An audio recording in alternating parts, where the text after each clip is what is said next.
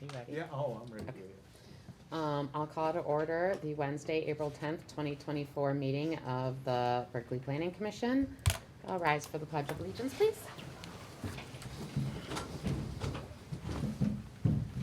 I pledge Allegiance to the flag of the United States of America and to the republic for which it stands, one nation, under God, indivisible, with liberty and justice for all.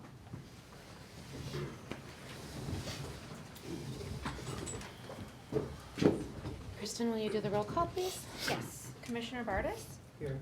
Commissioner Dolan? Here. Chair Kempner? Here. Commissioner Stapp? Here. Commissioner Hamame? Here. Commissioner Arnsman? Here. And Commissioner Woods. Here. We have a full board. Yay. Approval of the agenda. Can I have a motion to approve the agenda? So moved. Support. All in favor? Aye. Opposed? Agenda is approved. Approval of the minutes of February 27th, 2024. Do I have any changes or motions? I'll move to approve the meeting minutes of February 27, 2024.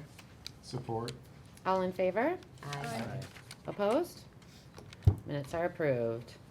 Communications. Kristen, do we have any additional communications? Nope, nothing to share. There was one letter that was received by the applicant for the 1818 Mortensen daycare, but I believe someone will be here to read it for you. Okay. And citizen comments. So this is the time to comment on items that are not on the agenda. You will have time to address agenda items during the meeting. For any comments, we ask that you come to the podium, state your name and city of residence, and limit your comments to 3 minutes. The Planning Commission will not engage you in conversation, but will be noting your comments and will try to address them during this discussion. Also with agenda items, since we're kind of rolling into the agenda, we're gonna ask the same thing, name, city of residence, 3 minutes, one time at the podium for comments, and we're not gonna have like back and forths, okay? So moving on, any comments for items not on the agenda? So PSU 0224 1818 Mortensen Boulevard. You want to bring us up to speed? Sure. So this appeared before most of you at the previous meeting on February 27th. The minutes were included for approval in your packet, so you have a good summary of what happened there. The applicant's requesting a home daycare use for 7 to 12 children at 1818 Mortensen. I'm not going to go over all of the specifics that we went over last time, but just a couple of points of note. When you're looking at this and the special land use characteristics, we're looking at to whether or not these special land use standards that are listed in my review letter and also appear in the zoning ordinance, whether those uses make this a use that would be allowable on this particular property, not whether family daycare homes should be allowed in single-family residential districts throughout the city. State law does require us to allow family daycare homes in residential districts either as a principal permitted use or as a special land use. So we really need to focus on the specifics of this property. The staff review is recommending approval. There's not a new review that was done. We're just looking at the same material that was submitted last time. Thank you. Oh, and one other comment. Yes. For those that are commenting, there is a sign-in sheet in the back. So if you want me to spell your name right in the minutes, please sign it. All right, thank you. The applicant, hi. Would you like to come up to the podium and Absolutely. give us a short little spiel? Good evening. Richard Rassel on behalf of the applicant, 380 North Old Woodward, Birmingham, Michigan, Suite 300, Williams, Ratner, and Plunkett. Of course, I represent the applicant, and the applicant, of course, is represented by Christina Del Pizzo, who is the owner of the business, Little Seedlings, that was looking to locate at 1818 Mortensen. We have a number of people here that would like to address the issue in support of the project. Those that are clients of the business in other communities, those that are licensees that are providing the actual care to the children at these locations, that can provide some testimonials as to the nature of the business and its quality of operation. We also have others that are living in Berkley that would very much like to see this location fulfilled at 1818 Mortensen, because it's there's a need for it. There's a public need for it in the community. Obviously, and I've reviewed the minutes from the Planning Commission meeting from February 27th. There was a lot of public discussion. There was a lot of board discussion. I don't want to walk you through the entirety of our presentation. I know that you're very familiar with the project. I would add a number of just very simple observations. You have before you the February 14th, 2024 staff memo that was prepared by the Community Development Department here in the city of Berkeley. It enunciates what the standards are for the granting of a special use permit as it relates to this very specific land use that's contemplated by the Michigan Zoning Enabling Act, and that is a group child care home. And of course, as the memo accurately observes, this is a group child care home for 7 to 12 children on a daily basis, and in normal business hours types of operations. You know, the type of hours that parents are working during the day, from early in the morning till early in the evening or into the beginning parts of the latter part of the evening. The students are there receiving excellent care from the licensees who are licensed by the state of Michigan to provide this kind of care. The licensee at this particular location, whose name is, I'm going to mispronounce her last name, excuse me, but it's Shelby Matusiak. She has a very small infant, and she's not here this evening, but we can talk about her characteristics a bit this evening. She's going to be residing in the home. She's going to be a tenant. Part of her contract for employment with Little Siblings is that she is provided a residence. She'll be living at the property. It's located in a great neighborhood. She's going to be a resident there along with the others who are concerned about the upkeep of the neighborhood, et cetera. What you're going to hear a little bit tonight is that parking and traffic and some of the concerns that we heard are not issues. These children are picked up and dropped off at staggered times throughout the day. There's parking for the very limited staff in the driveway or across the street in a public parking lot. You're talking about 1 or 2 cars at the most at any one time. And the drop-off is literally curbside. The kids are getting in and out of the car, and it's staggered. So there aren't, in our view, traffic and safety concerns or parking concerns on Mortensen that are going to be negatively affecting the neighborhood. We thought that the February 14th memo that the Community Development Department put together was not only a good summary of the special use permit standards, but was an excellent summary of our position as it relates to the impact on this community. We have an argument, not only an argument, but we believe that we can satisfy clearly that this is a public good.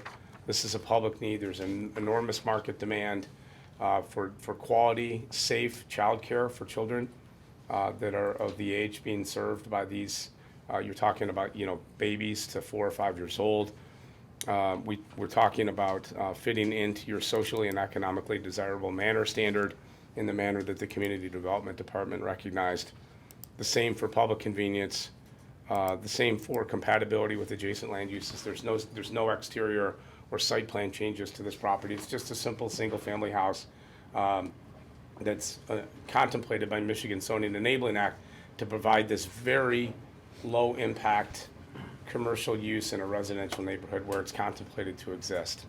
And I think this is extremely important. In the 5th bullet of the memo, the Community Development Department accurately observes that home daycares, or in this instance, a group child care home under the Zoning Enabling Act, they're scattered throughout the city, and the Community Development Department has never received or not received any complaints related to traffic in any existing locations. Driveway and parking is available, is street parking across Princeton, and this is not going to cause any form of noticeable zoning injury or detriment to the community.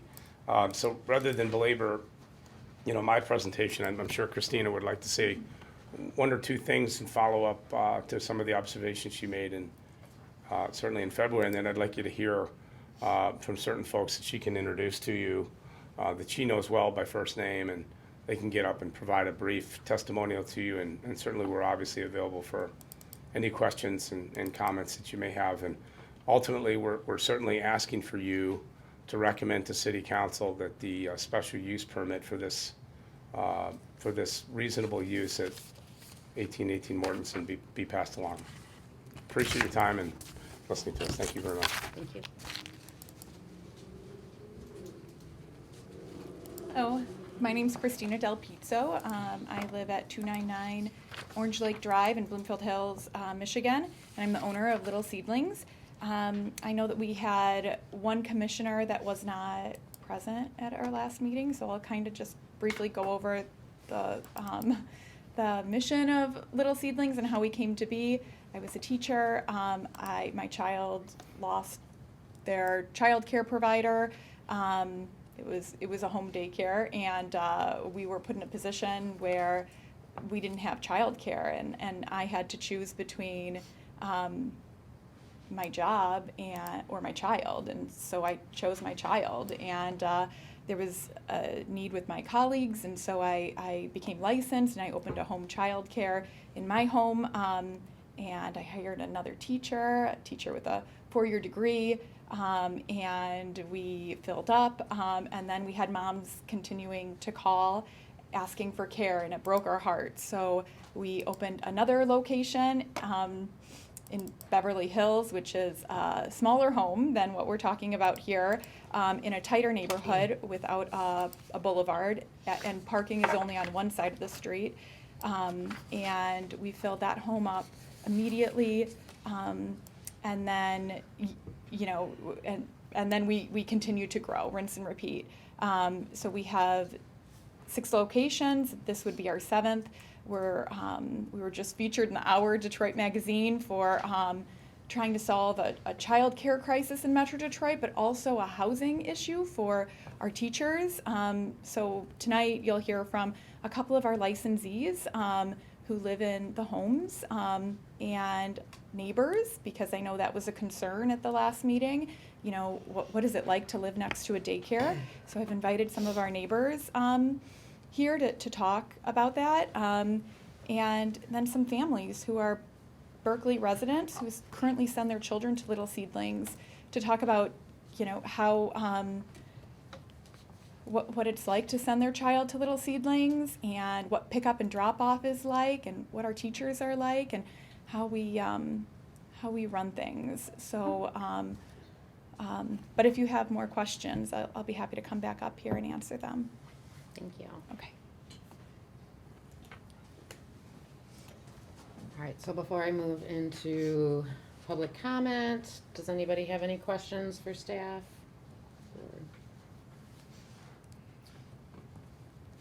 I guess I do have one. Okay. I guess is it? Do you want me to ask? Sure. Let me ask now? Okay. So yeah, I was kind of curious as well, following some of the research into it in the oh gosh, what was that? The Michigan Zoning Enabling Act, Act 110 of 2006. So I just was curious. It kind of states in there. Let me find the one there again. Sorry. Nope, sorry, wrong one. Apologize. Yeah, group childcare homes. Section 206, except as provided in subsection 2, which is on adult foster care facilities. Each of the following is a residential use of property for the purposes of zoning and a permitted use in all residential zones. So I'm just curious from that aspect, is this like special land use, but in all intents and purposes still remains a residential, I guess, use? Correct. Okay. The house needs to be used still as a residence. That would be its primary use. The family daycare home or group daycare is a use that can happen there as well, per the legislation that you just read, and it's a use that we have to allow. 1 to 6 children is permitted by right, and that is a use that has to be permitted by right in every single family zoning district. Okay. 7 to 12 children, we are allowed to have that as a special land use, but it has to be permitted. Okay. Thank you.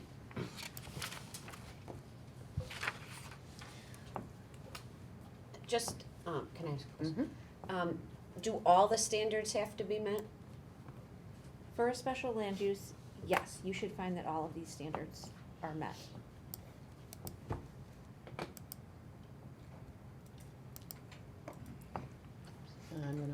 up for public comments. Again, 3 minutes, one time at the microphone. And if you want your name spelled right, make sure you sign in the back. Would anybody like to comment on this? Hi, my name is Iman Bazzi, and I am currently the licensee at the Little Seedlings of Birmingham location. I have worked for Little Seedlings for 4 years now. I've been a licensee for about a year and a half. Sorry, I just need to catch my breath. I can't express my gratitude for this opportunity. I have made amazing friendships with my neighbors. I have dog play dates all the time with my neighborhood. It's amazing. I spend time, I have two of the 12 kiddos. I have one right next door to me and one 2 houses down. On the weekends, after hours, they'll ask me to come hang out. I'll come hang out with them. It's really fun. But I would not have any of this without Christina trusting me, teaching me throughout the whole process. Christina's willingness to help and her continuous presence gives me the confidence to say that her experience and her expertise in childcare combined with the company's resources and support will ensure the success of the in-home daycare while addressing any concerns amongst the neighbors.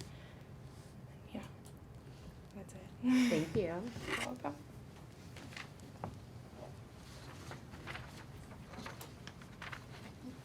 I barely can see over this. Hi, my name is Olivia Hack. I currently live at 2866 Acorn Road, and I'm the licensee of the Little Acorns location. I am so thankful and overjoyed that I have the opportunity to do what I do. Sorry. Not only do I get to live in the place that I work, but I am able to welcome children here daily, and I couldn't do it without Christina.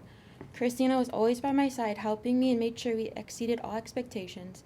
Christina has shaped me into the woman I am today, and I wouldn't know what to do without her. I have made this community my home for the last 2 years and become to cherish it. I graduated from Rochester College in May of 2020 with my bachelor's degree in early childhood education. I felt lost and confused on what I was going to do, being it was the middle of the pandemic. Then I saw a posting for an in-home daycare that caught my eye. I was very skeptical at first, being it was an in-home daycare, but I took the chance, and 4 years ago, looking back, I couldn't be more at peace with what I'm able to do every day. Our community feels like it is at home, or our community feels like home, and as if we're all one big family. And yeah, I just love what I do, and I love all my neighbors, and I'm so thankful that she has given me a place to live and be with all the kids that I love every day, and yeah. Thank you. Thank you. Hi, my name is Evie Sonnenberg. I live at 3974 Buckingham Avenue, and my family has lived in Berkley since 2020, and we are a current Little Seedlings family. We chose to live in Berkley with the hope of raising our children in a community that we could call our village. After all, they say it takes a village, right? In 2022, we welcomed our son into the world. Before he was even born, I called multiple daycares in our area and put our unborn child on the wait list. Some required non-refundable deposits to hold a spot, and some even had their wait lists closed because of the demand. In a time where we wanted to be excited about growing our family, we were filled with anxiety. There is clearly a need for more childcare in Berkley. Little Seedlings is our village. They are our family. I feel so blessed that my son has amazing teachers who care and love for him every day. The home is kept in a first-class manner and is in immaculate condition during all seasons. During the winter, we get texts every morning saying that the driveway has been shoveled and salted. In the fall, the leaves have been collected from the property. And during the spring and summer, the lawn is maintained so the children can play outside. Being that there are only 12 families, it is very rare to see someone during drop-off and pick-off. One of the things that makes me as a parent feel so safe is that driving by the home, you would never know that it is a daycare, and I feel so safe that it feels like I'm dropping my child off at a trusted family's home. To this day, 2.5 years since we began our daycare search, we are still on wait lists in the Berkley community. We couldn't be happier to have found our village in Little Seedlings. Not only is there a need for childcare in the community, but Berkley would be lucky to have Little Seedlings here. Thank you. Thank you. Hi there, Daniel Ackerman, 285 West Hickory Grove, Bloomfield Hills. I have comments from 3 different people, so I'll try to be quick. First, I'll start with myself. I've been fortunate to live next door to one of the Del Pizzo family's facilities for the last few years. I have been beyond impressed by the way they have maintained and improved the house. I'm still in touch with the family that owned the house before, and they are just like amazed by how pretty and how well kept the house is year round.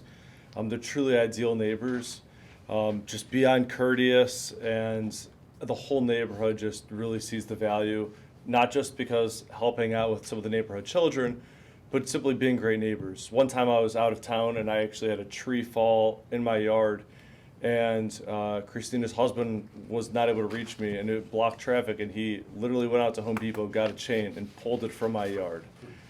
And took care of it before I woke up. And I mean, that's not something that I think most people can say about their neighbors.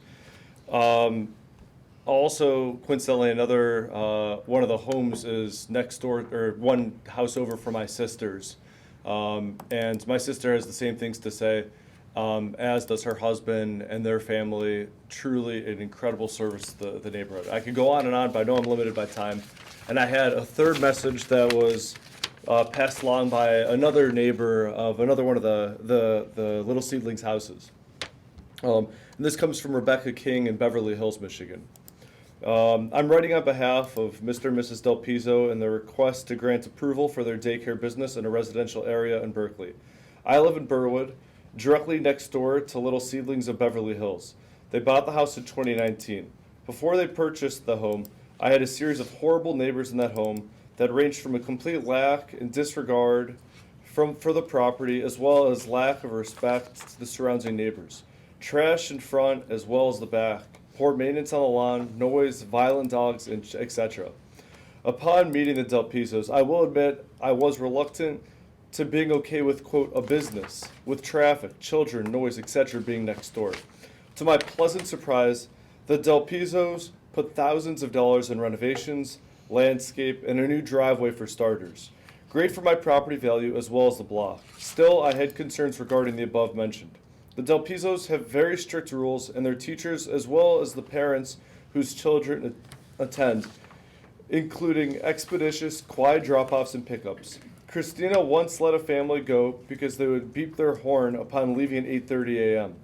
They run a very tight ship and are very respectful and conscientious of the neighborhood as a whole. I'm very pleased to have Little Seedlings next door and referred their services to several parents in need of childcare.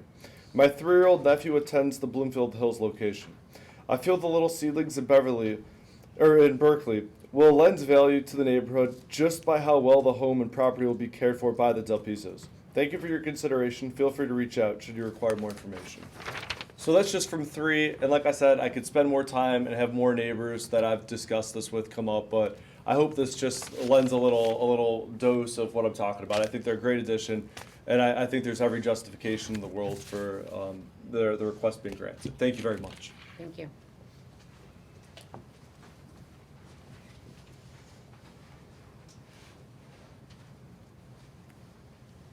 Hi, I'm Amanda Polk, and I live at 3299 Buckingham in Berkeley. I am a Little Seedlings parent. When my daughter was born in 2022, I, like Evie, was on many, many lists to get her into childcare, all of which were about 18 months to 2 years long. We were very lucky to find Christina, and upon visiting the facility for the first time, I was completely taken aback by how gorgeous the house was, so well kept, and how professional Christina was. They have been nothing but professional the entire time my daughter has been there. We have been at other daycares in the past and have been very unhappy, and I have never once had any concerns with Christina. We travel 20 minutes down Woodward to take our daughter to daycare because there are no available options in the Berkeley area. I think that our community would be extremely lucky to have Christina open a property here. She's fantastic. And as far as concerns with parking and traffic, I rarely, if ever, see another parent dropping their child off. Everybody is courteous, quick, they want to get to work just as much as anybody else, so they're, quick. And I have absolutely no concerns, and I hope that you guys grant the special request for Christina, as I think she would be an excellent tenant in Berkley. Thank you.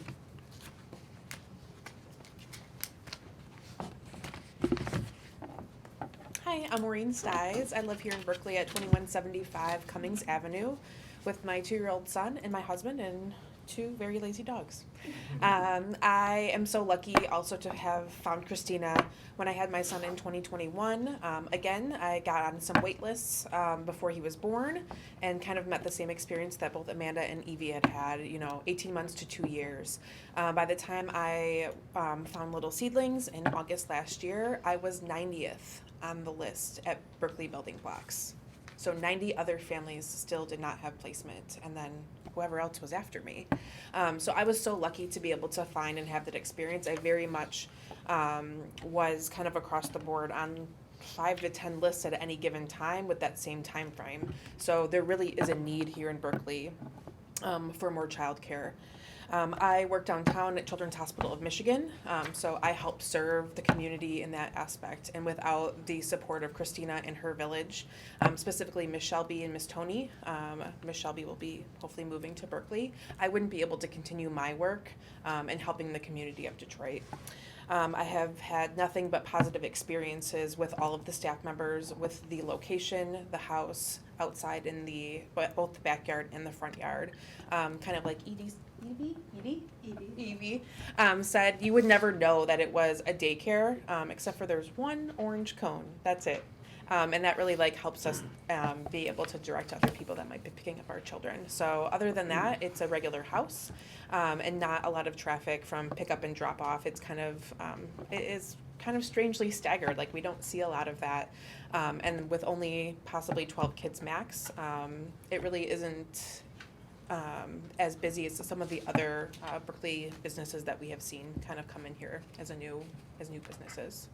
But love this business. So glad that they're part of our village as well. Thank you. Thank you.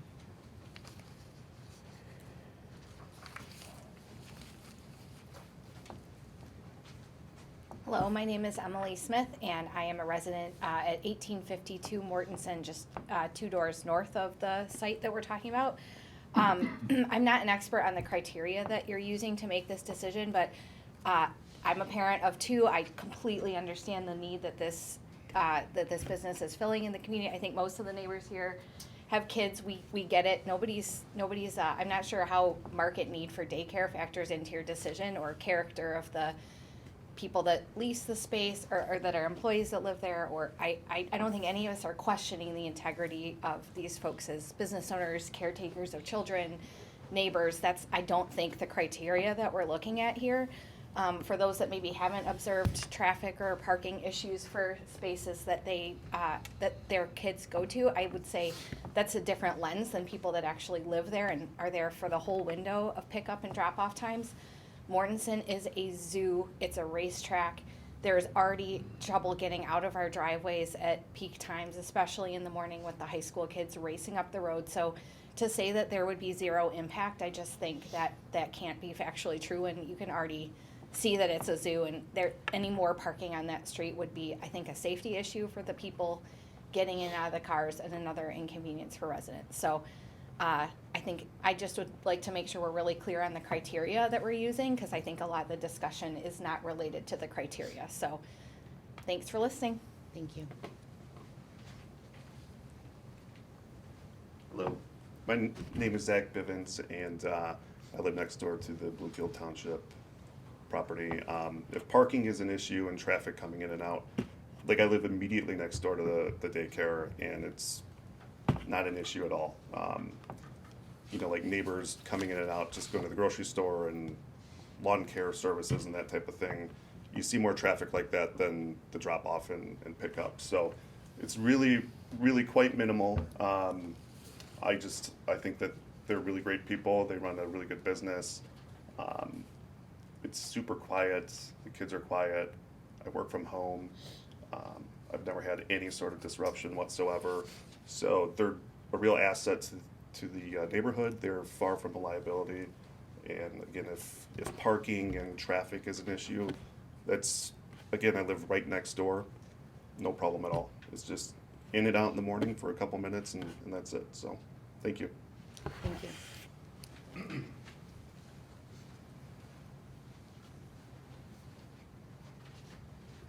My name is Jennifer Baranski. I live at 133 Mortensen, the house directly across the street from the address in question. So I attended the last meeting and listened to what had to be said, and I walked away with some questions. I don't doubt their ability to employ great people. I don't doubt that there's a need for daycare in this area, which I'll get back to in a minute. But I'm left with a couple of questions, and my biggest concern is the leeway that this special permit would give the business. When they were here at the last meeting, they said all of the children would be 0 to 4 years in age. That sounds reasonable, but there's nothing in the permit to make that so. It was said in the last meeting that of course they wouldn't be at capacity all of the time. Again, I think they're maybe looking at this as a business perspective. If there is such a need in this area, and I was a business owner, I would want to make sure I'm maximizing my opportunity for profit and potential. I have driven past their Lathrop Village location. West Bloomfield was also mentioned. I was impressed with the amount of real estate frontage those lots had. That is not the kind of frontage and spread out population density that we have at our corner of Mortensen and Princeton. And in addition to the parking concerns, the driveway is really limited. They said it would be used for staff. So that puts overflow onto the street. I like living in a community with young people. I like living near a school. But I think that's different than inviting a business this kind of leeway for interpretation in our neighborhood. Thank you. Thank you.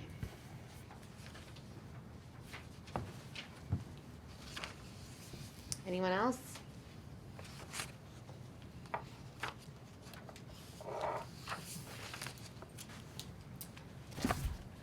Robert Faust, 1-8, excuse me.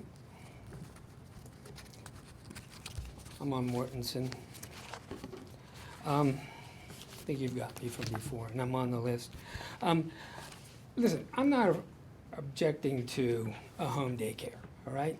There's one just north of Catalpa on Mortensen, okay? The only thing that's difficult was, like 2 weeks ago, someone was dropping a child off, had the door open, had the child on the street. There was a car parked right next to it. I had to stop and wait until the transaction took place. That was north of here, okay? We're not talking about this intersection. Secondly, the location of this, they're in the business on the high end of childcare, okay, from a making money standpoint. They put it in higher income areas. Berkley out of Royal Oak, Huntington Woods is the lowest on the income level, okay, of the three. They didn't even mention Oak Park in their previous discussion as a possible location for having people come. Their ad for Berkley basically says, Berkley, a convenient location for families in the surrounding suburbs. So my question to you is, how many of these 12 kids are going to be from Berkley? Because they're going to go after the highest income levels they can get, okay? And Huntington Woods and Royal Oak are in a much better position to offer that in terms of their yearly contracts than here, okay? Secondly, the traffic issue. This was today.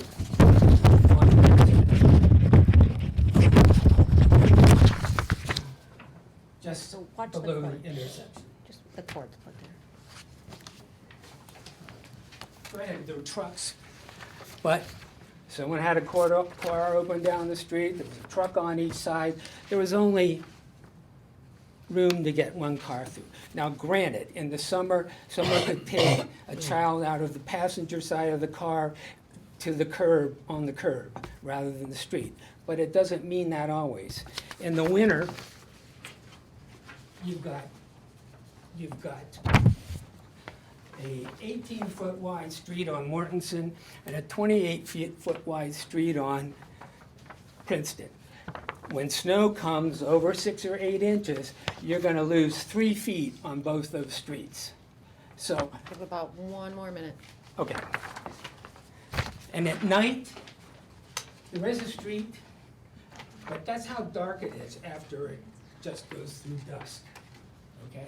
Take all those things together, you're putting a lot of people at risk. Not just the people that are going and coming from there. And remember, there's only one parking place, in the garage. You can't park anywhere else on that property. Another thing, and I was a building official, I have a degree in architecture, I was Avon Township's deputy director of the building department. We had planning, zoning, everything. This house is just marginally over the requirements on the first floor. Now, if it's in there, you're going to end up putting them on the second floor. Okay, your 3 minutes is up now. Thank you.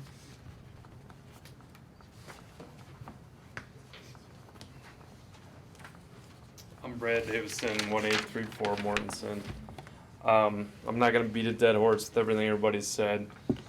I definitely think that hearing about all these different places, I don't know where they all are. I don't know what their locations, I don't know what their situations. I just know my house. I know where it is. I know the kids that scream down Mortensen trying to get to school late. I know that we don't park our cars in the street on Mortensen very often. I've lost my mirror already twice. It's having a boulevard there, if anything, is worse. You can barely fit cars through. We have a camper. It's not, I don't know all these locations, but I know my location, and I know that traffic is a huge issue. Parking can be a huge issue. And like my neighbor was saying, as far as codes, like, I have 2 kids. My kids go to daycare. We were on a short waiting. I get the need. I get that they got all these people to come here and share their stories. I'm sure they're all lovely people. I'm a teacher. I've taught 1st grade. 17 years in. I just look at it as I have my summers off. Think about the noise. I think about every single person that lives around us doesn't want it. So I start to question, like, well, who does want this? And I also think at the same time, you can compare it to living next to a school, you can compare it to living next to a business, but you choose to move next to that business. You choose to live next to a school. I didn't choose to do that. I chose to live amongst neighbors, families around, not noise every single day till 5 o'clock at night. So for me, that's kind of where I'm coming from. Again, I don't have anything against these people. I'm sure you're all lovely people. I know that I value the teaching profession more than anything in the world. I'm just coming at it as a concerned neighbor that doesn't necessarily think of this as being a single family home. And just trying to make sure I said everything before I want to be done. I guess that's kind of all I have to say without repeating ad nauseum everything that other people have shared. Thanks. Thank you.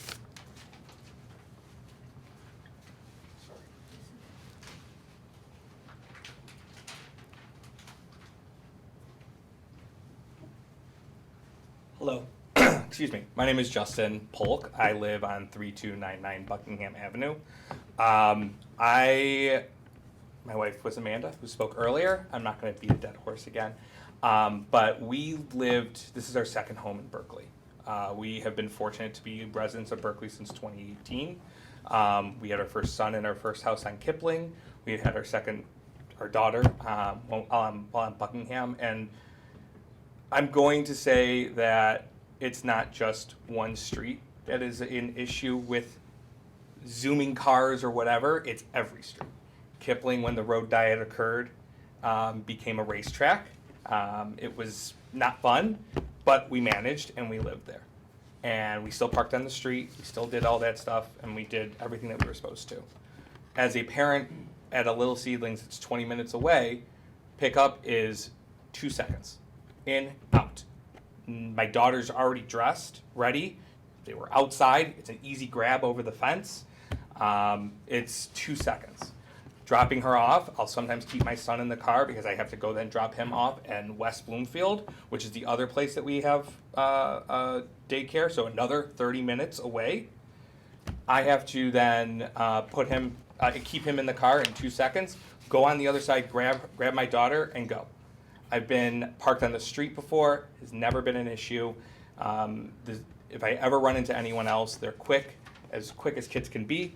And I think that that's something that, you know, while it might seem like an issue, it's not as big of an issue, especially with the Del Pisos.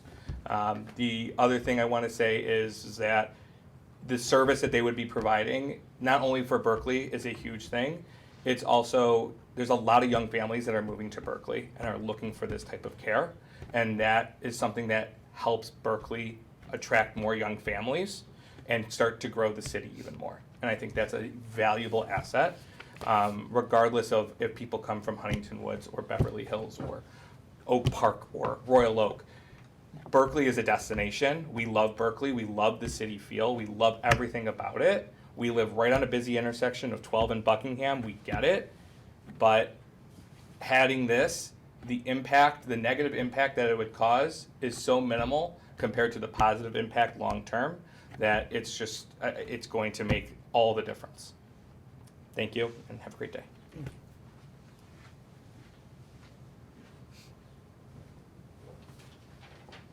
Anyone else? Last call. Okay. Discussion. Anyone?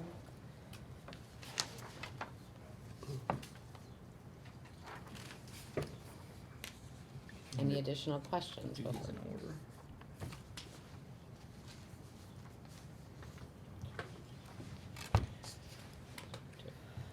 All right. No burning questions first and foremost? Questions? Okay. So let's look at the standards. Standard 1, the proposed use will promote the use of land in a socially and economically desirable manner.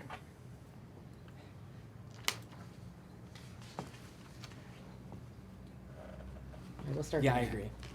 Yes, I think it does provide both those. Do you want me to explain more? If you feel compelled to explain, you are welcome to. If not, we can kind of just like straw poll this as we go through. Shiloh?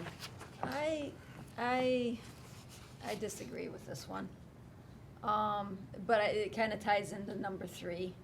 So to just go over number 1, my difficulty with it is that it is not a family that has had a couple of kids and then are having difficulty finding daycare or economically it doesn't work for them to do daycare. It's more expensive to go to daycare than to quit the job, for instance. So they're opening their home up and taking care of their kids in their home and maybe having some of the neighbor kids come over, which I feel is the actual intent of that Michigan law. This is a business to me. This feels like a business to me. And so I disagree with number 1 and number 3. It's not compatible with the single family housing that it is next to. Kim? I mean, I think the state law tells us that it is, and that's kind of why I'm hung up on it.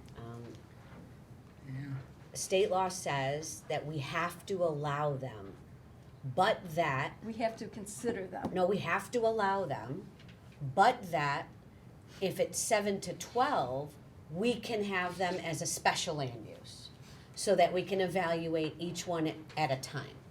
But we have to allow them. It doesn't say, I mean, you can't prohibit them. So they're either permitted by right or special land use. And in Berkeley, we said special land use, which is why we're evaluating case by case. So I think the fact that state law says that these are allowed in a single-family residential zone, it's telling us that it's compatible with single-family residents. I'm just telling you my interpretation. I think also that if you think about in the city of Berkeley, and I know one of the residents wrote a letter displeased with my comment about the fact that if it's required to be allowed in the city of Berkeley at a minimum by special land use, where else in the city would you envision it? In my mind, my personal opinion, a corner lot on a boulevard would be ideal. So I say they meet 1 and 3. Are you, I don't know, kind of change flow here. Are you feeling that they meet all of them? Well, we're talking about 1 and 3. I know, so- we started with 1 and then we got to 1 and 3. So I do. My vote was to support it last time, and that hasn't changed. Okay. Yep, and on 1 and 3, I've been thinking about 3.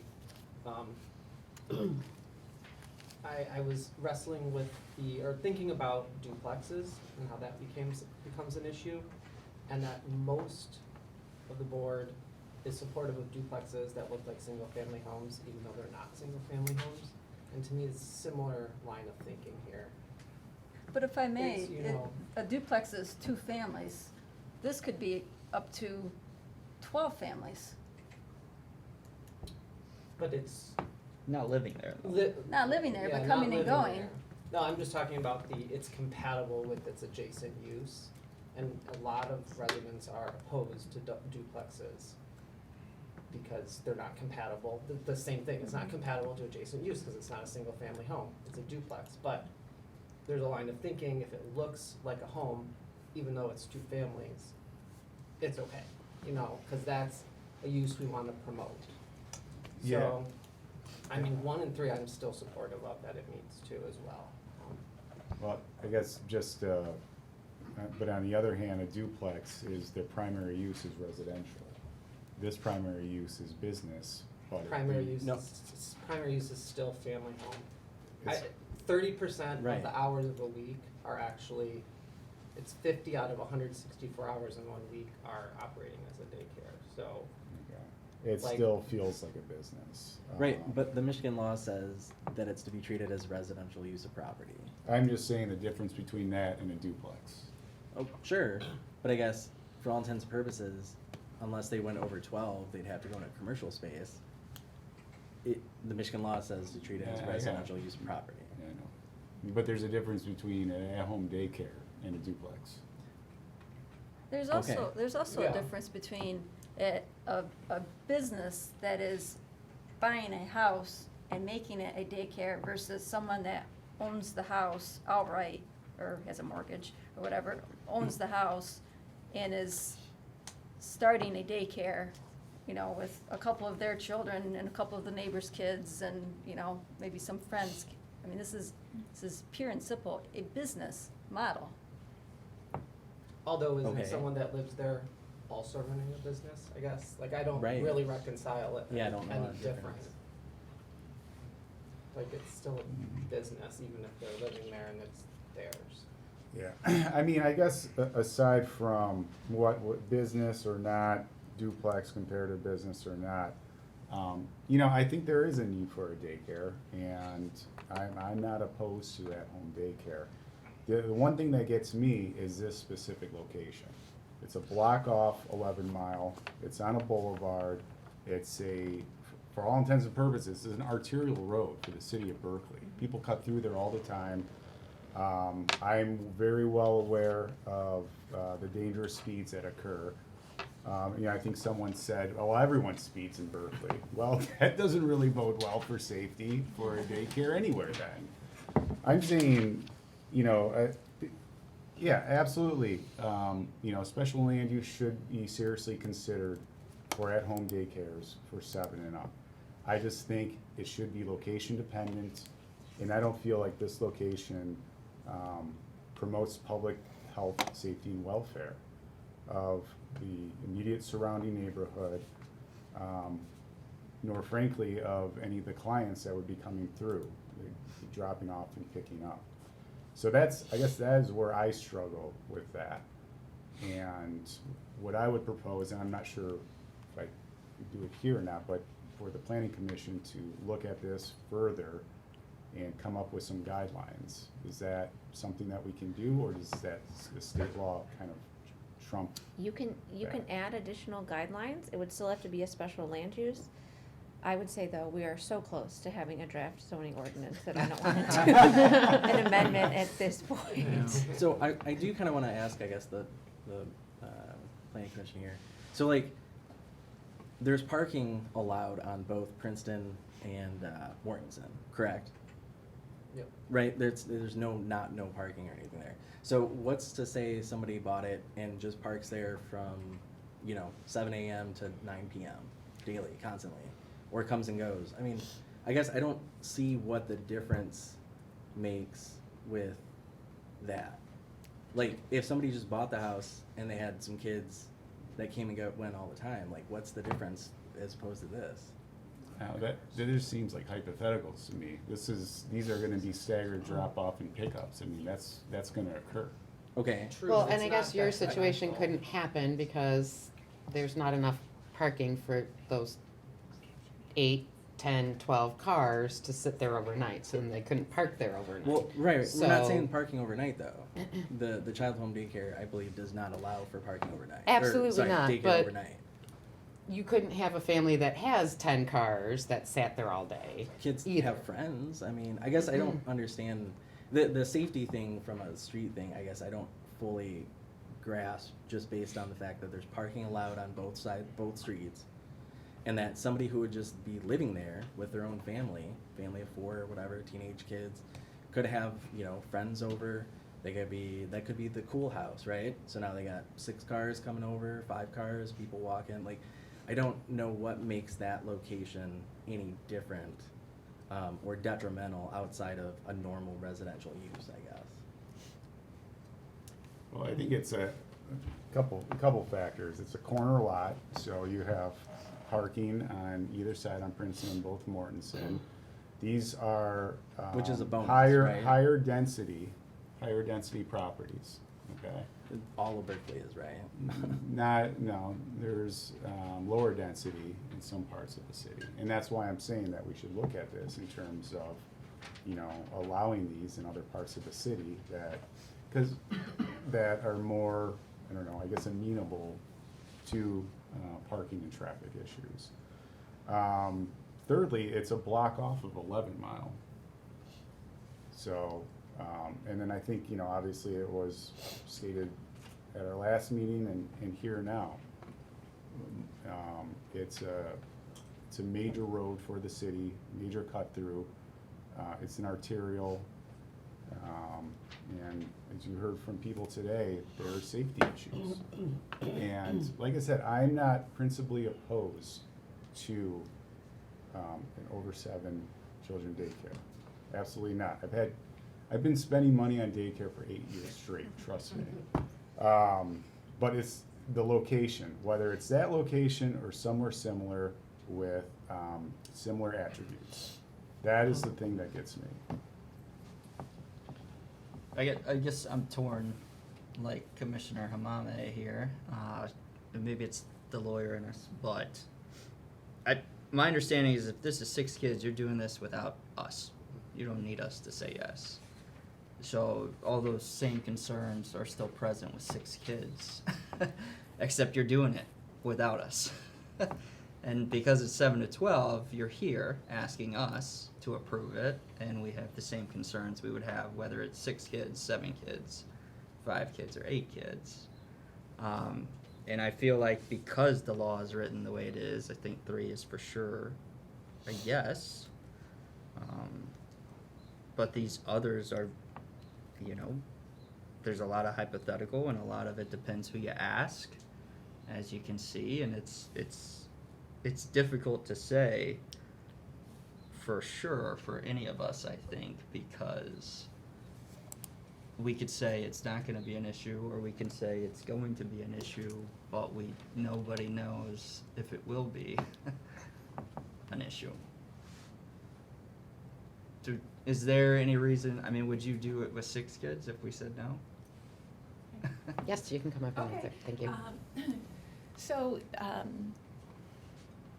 we could do it with 6 children. The woman who is living in the house has a 3-week-old baby, otherwise she would be here. But I didn't want her to, leave her child or bring her child to this meeting.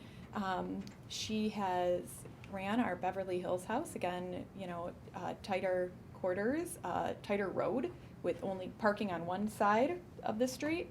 And there has been no complaints with the village of Beverly Hills. In fact, she has a capacity increase. The state of Michigan gave her a capacity increase to 14 because she has had no citations, no licensing violations, no complaints.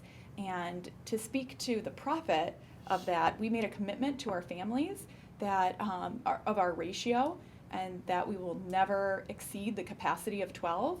And even though we do have permission through the state to move to 14, that doesn't align with quality care, in our opinion. So we're just a different daycare. We have a strong philanthropic thread. We're cheaper than every other center in the area. We're here to be a part of the community and to help the community.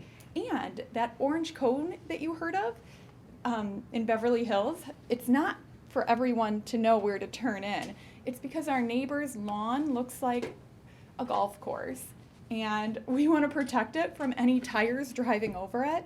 So every morning, the teachers put out that orange cone, and every afternoon, they pull it into the garage. So those are the kind of neighbors we are, and if there's an issue, we'll do what we need to keep our good reputation. That kind of went above your question. Did you have any others? Yeah, I was wondering, like, if we said no, would you still operate? I guess, do you have an answer for that? Yes. Okay. But that leaves on the table room for 6 other children in Berkley, to not have care. So. Okay, I think we have one more question. The licensed, what do we call them? Licensee, yes. The licensee has a child? She does. She has a 2 or 3 week old, somewhere in there. Does that child count against the 12? So it's an infant, so it doesn't, yes, so it counts towards the capacity and the ratio. So as of right now, the max so it would be 11. Yes. Yep. So in essence, it's her home with her child. Yes. And the Beverly location where she was currently the licensee at, she became pregnant, and we said, gosh, we've got to find more room for you. So the Berkley house has an upstairs and 2 bedrooms up there. It's perfect for her. She's as sweet as can be, so responsible, good person, and we're in the business of helping women, mothers, but also our teachers. So that's how Berkley kind of came to be. And also, we chose Berkley because we have so many Berkley families. So this isn't about using a home in Berkley and having the highest bidder come to us. It's about, there's a need in Berkley and Huntington Woods too, honestly. But we have so many Berkley families. Do you have, I'm assuming you've already got like a wait list for the Berkley location. Yes. Are the people that you would have in this location, are they Berkley residents? They are, All and they're 11 driving of them? all the way. One in particular would qualify for services through Berkeley Public Schools, but because they can't find a childcare in Berkeley, they can't utilize that service, that OT service.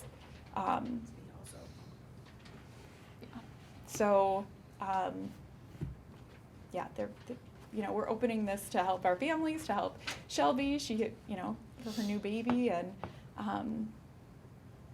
it really, comes from, it doesn't come from a profitable place. It comes from, a place of love and being a part of the community. This never was created to be a business at all. It was created out of necessity and just to help other moms in the community.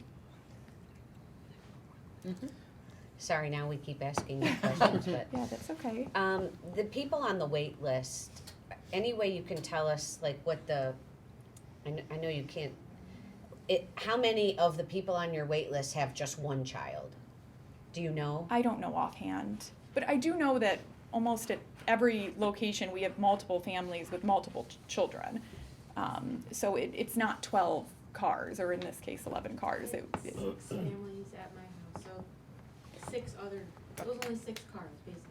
Okay, so Acorn, sorry. So Acorn over here in Bloomfield Town. I'm sorry, can you explain that again? Yeah, so what Olivia is saying is that her location in Bloomfield Township, she has 12, that's her capacity, but she has 6 families. So she has 6 sets of siblings. Sisters, twins. So it's never 12 cars. It really never is. I don't think, I can't recall any of our houses ever having 12 separate families without any siblings. Thank you, that's what I. Thank you. I guess, could I go back to number 1? Sure. Because I didn't really give any reasoning for that. All right, so socially and economically desirable manner. It sounds like, I believe they're already starting to make improvements to the home, new fence, doing interior work. I would have to assume that, as people are saying, it's a business. If it's a bad-looking business or a poor business, they won't be in business for very long. So I think it behooves them to keep the best care of the property. Socially, I mean, there's a lot of the different philanthropic things that the applicant had said, but just looking at it, Michigan State University, community evaluation programs, they put out a child care desert map. Our zip code, 48072, is at the highest rank. So more than three childs per spot are competing for daycare. Looking also at the map of licensed daycares, so not counting unlicensed, that's not within the LARA licensing regulatory affairs. There are not very many in the Berkley area as is. I think there's some like at the elementary, Christian preschool, Huntington Woods. Do you know how many we have operating in Berkley right now? I couldn't tell you right now. Okay. There are some though. We just don't. So just from a socially, I guess, perspective, I think that also meets the criteria. Okay. Nice to know that. So, all right, so we're just gonna start over here. And if you think it meets all the standards, say you think it meets all the standards. If there are standards you don't think it meets, holler those out, and let's just try and see where we are. Does that make sense? Sure. All right. Yes, I do. All? All. Okay. I do not think it meets, I guess I'm somewhat persuaded by your argument on number 1. But I don't think it meets, number 3, I don't think it meets number 4. Cause injury to the other property in the neighborhood. Is that more of a economic thing or safety thing? Or I guess it'd be something else because those other 2 things are already in there. I don't know, but there's at least 2 of them that I'm not comfortable with in Okay. this particular location. I am. You're good with all? I think, I guess I was confused by Commissioner Dolan on number 3. That's the only one I'm 100% sure it would meet, because it's permitted and it is a residential, but I feel like I might be able to get there on 1 as well, and I think 2, 4, and 5, I'm kind of wavering back and forth, so I would love to talk about those some more. Okay. Let me just continue with my straw poll, and then we'll delve into your stuff a little more. I'm a no on 2 through 5. 1, I could see as a yes, but if we're thinking specific to that location, then I struggle with that one. But I don't think it's a public convenience. Compatibility and adjacent land uses I have trouble with. Public safety, welfare, like I said, traffic issues, cause injury to the property in the neighborhood. I don't know what the definition of injury is, but it's, there seems to be some concern from the neighbors. It's something that I would share if I were to live there as well. I think all 5 are. All right. I am still struggling with the specific location.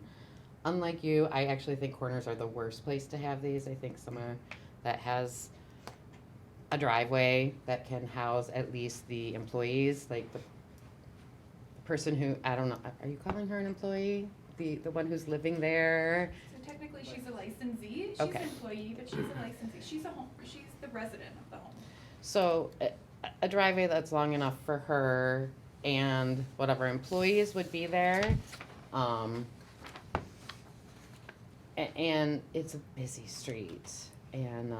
And a busy intersection. Can I ask? And boulevards are like, our boulevards are small, right? I've driven past one, and if somebody's not parked right up at the curb, I feel a little nervous driving my car.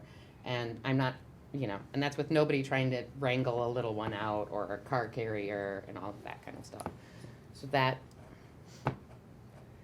makes me nervous. Could I ask a Yes. question with you, or with anybody? Yeah. What time is it busy? Just out of curiosity. I think it was explained to us last time that it was scattered. But particularly around school times, Morning, because it leads to the high school and to Rogers. So you have that like school time and then after school. Oh, I'm sorry, I Like a misunderstood. particular I thought time. your question was how the Oh. daycare home, what I'm sorry, times they're yeah. busy. What was your question about Well, the I guess roads it or could the? be both twofold on that. Yeah. Yeah, more on the roads, I guess, from Okay. the commissioners here. So I worry about that overlap, right? Well, but Because you what- have the Because I've schools. driven down it in the morning and then the evening from a commuting standpoint.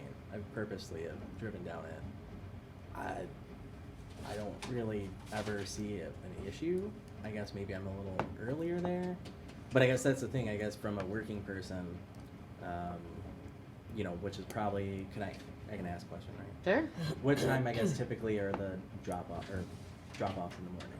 So drop-offs range staggered from 7 o'clock to 9 o'clock. We try to have our kiddos there by 9 o'clock so we can do circle time. Yeah. And then they nap. We have, it's mandated by the state. Nap is from 12:30 to 3 o'clock ish. And then after 3, parents are welcome to come. Typically, they start coming like 3:15, 3:30 Okay. to 5 o'clock. Okay. And then we've made our hours to be considerate to the neighbors, because, nobody wants traffic after commuting time, so Sure. 5 o'clock is, just, what all our locations. Okay. Thank you. So I'm just curious, right? Because I know we hear a lot and discuss a lot about the safety and people zooming down stuff. But like driving down there, a few weeks, trying to see how busy is it. I saw a couple cars parked. I don't think I passed any vehicles. Coming home, I guess, are there some cars parked there? Sure. They're residents' cars, I guess. I'm not, again, even the location, I'm still not, I don't know where the safety portion is coming from looking at it from a reasonable lens, I guess. Can a resident give a quick perspective on that, if you're allowing? Well, the applicant gets to come up and answer our questions, whereas, public comments, we don't. I can give a quick data point, but So, thank you, sorry. That's No. all right. I would say that though, that to be fair to the daycare, I think it's gonna be just like anything else, where some days you have a lot of traffic, some days you don't have that much traffic. So I live down there by the Legion and the funeral home, and some days there's funerals, and those days there's a lot of traffic. Fish fries, there's a lot of traffic. People that are going other places and parking on our street, and you just kind of deal with it. I think to the residents' points, I chose that location, right? So I live there, and I chose to live there knowing those things were there. And they did not know, that a daycare might come in. So that point is well noted too. But I think that's what it goes to, is that it's a lot of hypotheticals. It's not gonna be traffic every day, and it's not gonna be no traffic every day. It's gonna be some days where it's pretty hectic in the mornings or afternoons, and there's gonna be some days where it's no problem at all. And our difficulty is trying to decipher, one or the other, say yes or no on that. And,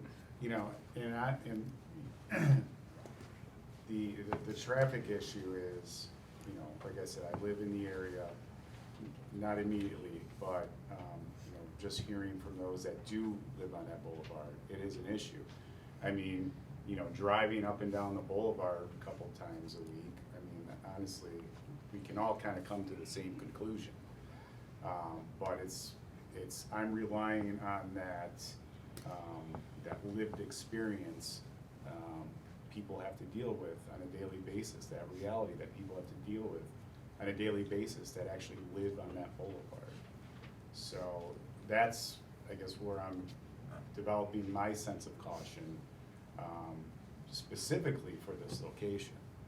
Like I said, I think, daycares are a good thing. I think Ms. Del Pizzo comes from a good heart, and obviously she has, satisfied clientele.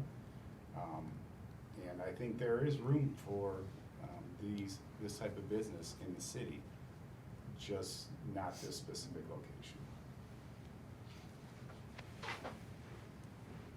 And I guess I'm curious, just because of the traffic safety issues? Well, I think there's a few issues, location, traffic safety, the tight density of that particular neighborhood, the block off of 11 Mile to major commuter street, so all the points I mentioned before. Okay. Josh, is there anything else you want to delve into and try and work out? I honestly, I feel like we're going in circles, around and around. I think everybody's kind of where they're at. It seems like. Well, in that case, does somebody want to make a motion? I was just gonna clarify one thing. So you did not talk too much about the last point, the injury to other property, and I just wanted to, I think there was a couple comments of, I don't know what injury to other property might be.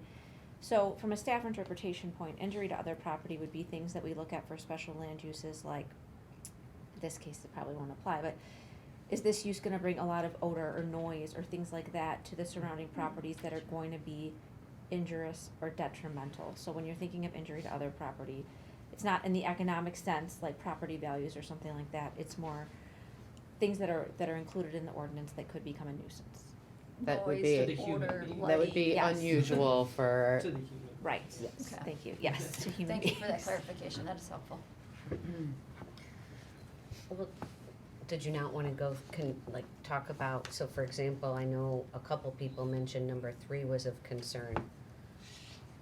And that the proposed use is compatible with adjacent land uses.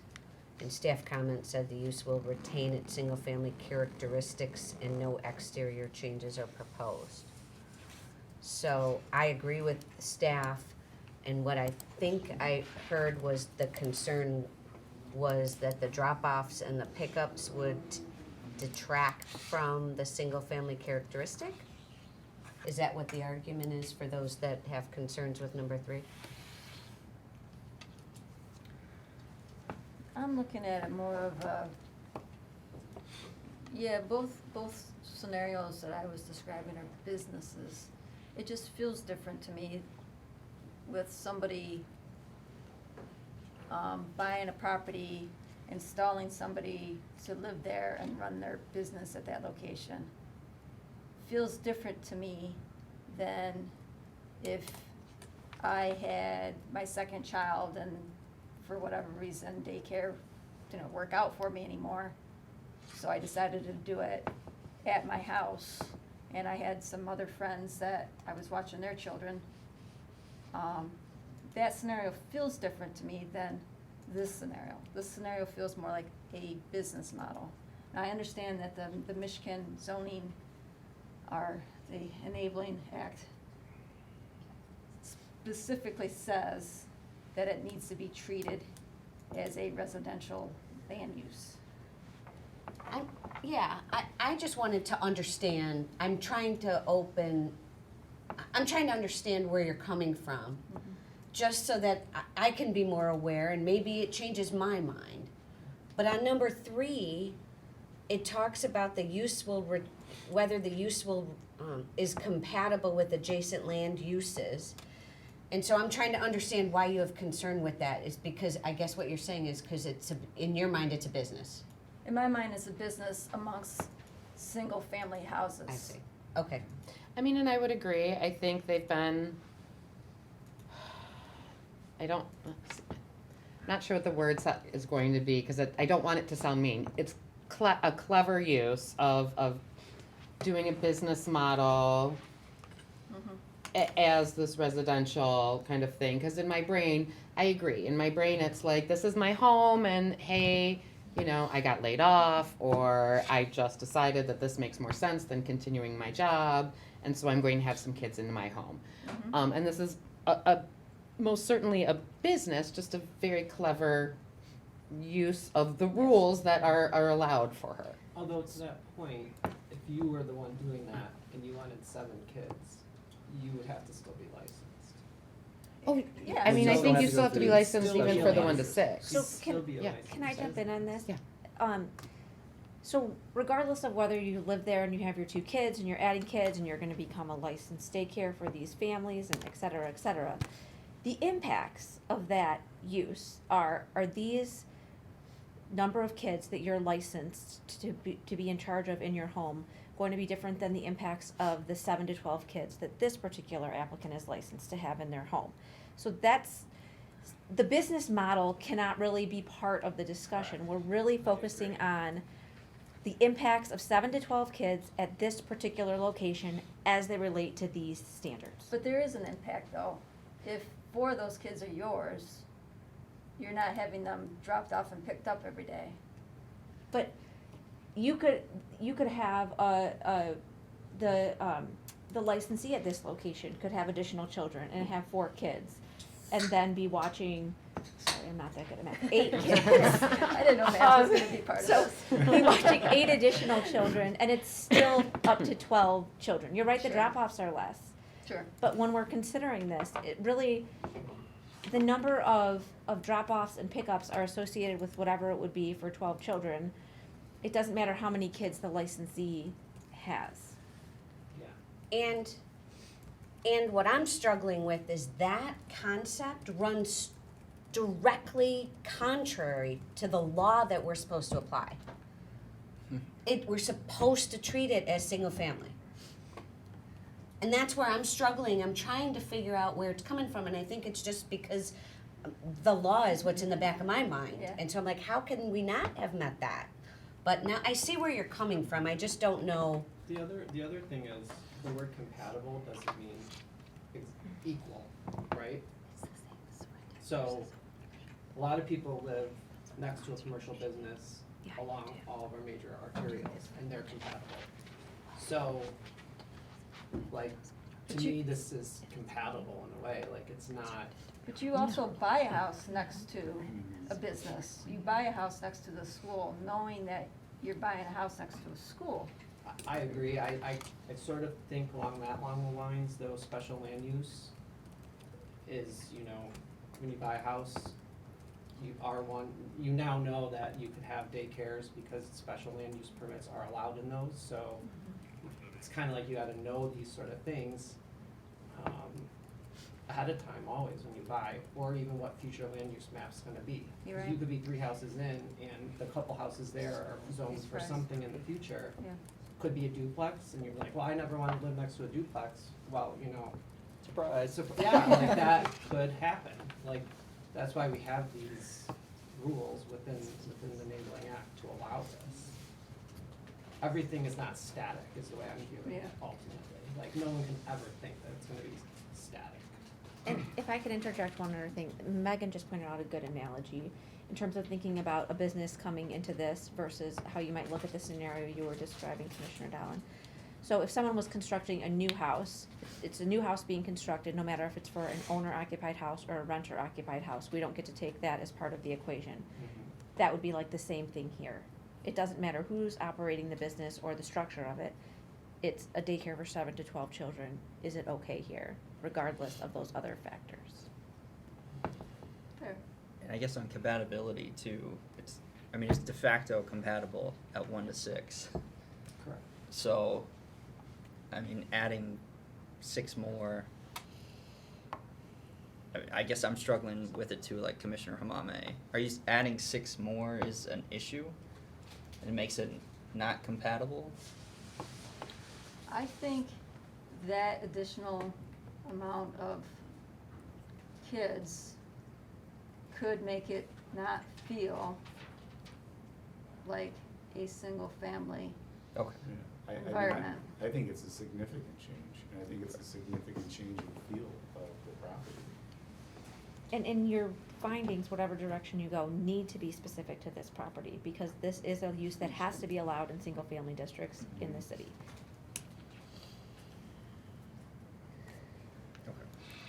Okay, so I actually almost feel like the best way to go about this right now is for someone to make a motion. If you're making a motion for it, you can say it meets all the standards, because it needs to. We can see where that vote plays out. If you're making a motion against it, then you're gonna have to say which ones you don't feel it meets, and I feel like we just keep discussing the same ones, so I feel like we need to start making some kind of progress one way or the other, and we can hash it out that way. It's just a reminder, this is a recommendation to council. And this is a recommendation to council, yes. I'll make a motion. Alrighty. I will move to recommend approval to City Council on PSU-02-24 at 1818 Mortensen Boulevard for, to operate a child Home daycare for 7 to 12 children. home daycare for 7 to 12 children. And the reason I would like to recommend approval is because I do feel it meets all the standards, that the use will provide a child care option for families in the neighborhood while maintaining its single-family characteristics. The use will provide an additional child care option in the area. The use will retain its single-family characteristic and no exterior changes are proposed. The use will not cause any detrimental health and safety effects. And I don't believe the use will cause injury to other property in the neighborhood.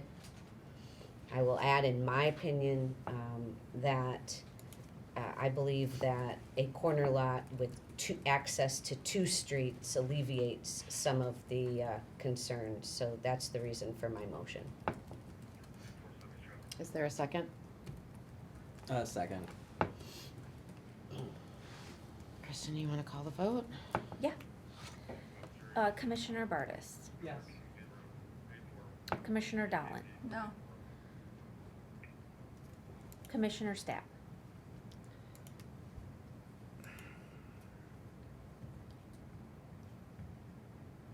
I'm still struggling with a few of these, so I think I have to vote no. Commissioner Hamame. Yes. Commissioner Arnsman. Yes. Commissioner Woods. No. And Chair Kempner. No. So the motion has failed. So you can continue to discuss. somebody can make another motion. Oh, that's right, because it's not a tie, we don't have to make a motion to deny. Do No, we? you do. You need We to do. make a recommendation. If the motion's Okay. gonna be to deny, it would need to be another motion made. Okay, okay. And I will add, this would go to the council regardless, approval or denial, and they will take your information and make their own decision. They can reverse a denial. You're not, you're just making a recommendation. Yeah. Oh. They can do whatever they want with our. All right, so does somebody wanna make a motion to deny? Do we wanna talk about it some more? Should we make sure that the ones that have voted no previously Agree on which agree, yeah, standards? exactly. Agree on which standards they don't agree with. I don't think it doesn't matter, because you have to meet all of the factors to say yes. Well, but the Then we have to motion should say which one we don't. And why, right? Right, even if it's just one, Right, it could just be one if that's all that those people. I mean, it probably would be helpful for city council. Mm-hmm. So which one did we all not agree on, the nays? I'm struggling with number 2 myself. I agree, that was my number one. So this was one of the standards that the commission generally struggled with. What does this mean at the last time that you guys discussed this? I don't have a lot of insight. It's kind of an odd one. So I would say if that's the standard you're gonna go with, maybe put a little something on the record as to why you think that. Yeah, and I feel, I mean, I could probably get there on some of the other ones, particularly 5. I feel like it's one of those where it sounds like they improve the homes that they have in other places. So I would expect something similar here. And that it wouldn't have any injury or negative impact. It would most likely have a positive impact, you know, based on some of the other ones. So- Number 5 is like odor, light, noise. Yeah. Is But all there, during the I day. guess our questions are over, but I mean, the staggered pickups, It's not at night. are No, those, well, the light would be at night. What light?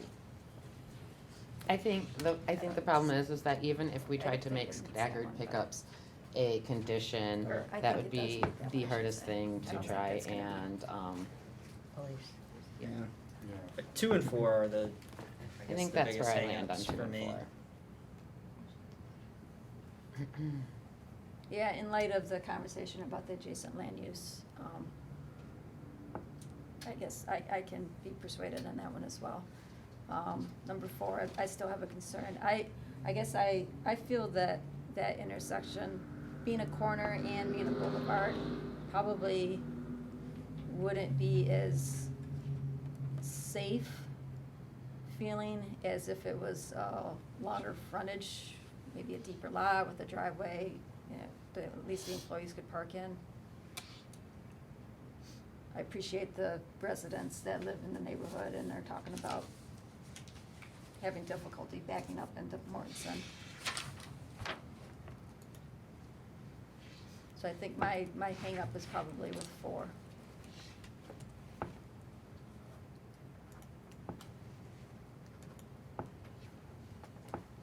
Is that where you're at? Yeah, no, I mean, I think, 2 and 4 are very similar to me. I think the issues, as outlined by Commissioner Dowling, kind of applies to, for number 4, is basically the summary of my issue with location for number 2. So, I would agree. All right, then, with that, somebody wanna make a motion? Motion to deny. To recommend denial.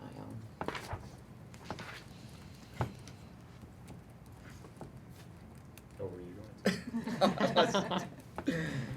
I know y'all aren't my motion makers, so, but just someone's gotta do it. Motion last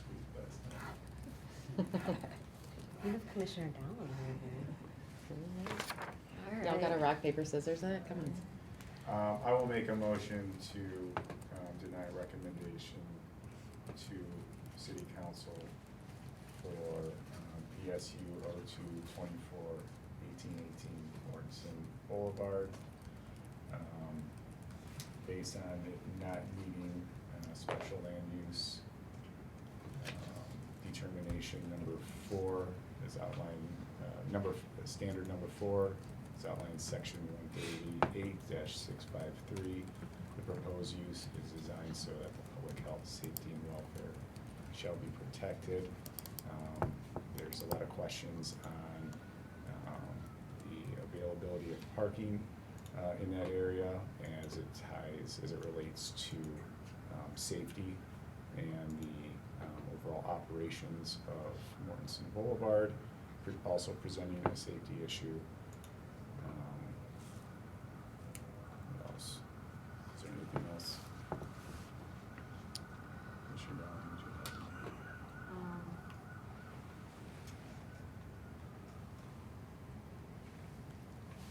Kind of hit on parking. And traffic, right? Parking, Yeah, traffic. Location to,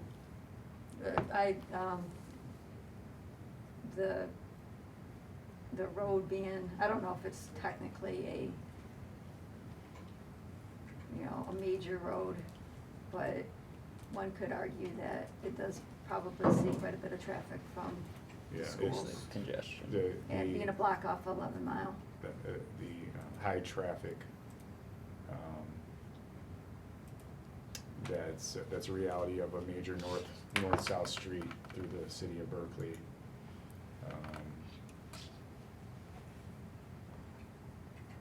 You feel like that's enough for your motion? Okay.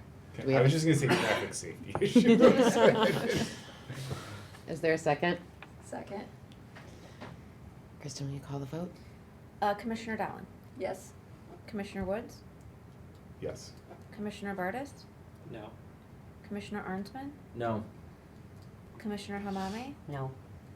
Commissioner Stapp? Yes. Chair Kempner? Yes. Motion passes 4-3. I will try to get this on the May 6th council agenda. Thank you all for showing up and for your comments. And it will go to planning commission, city council, and they will make the actual decision.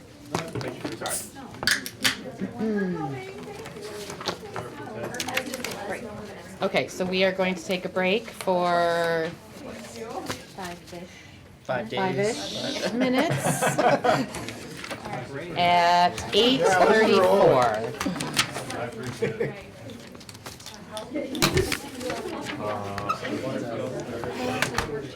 I was just gonna say, I'm not. What, you giving us homework during 5 minute break?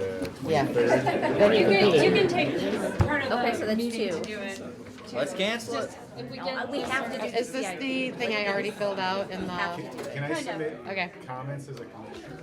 Yes. Are we still on the? We're still recording, mics are still live.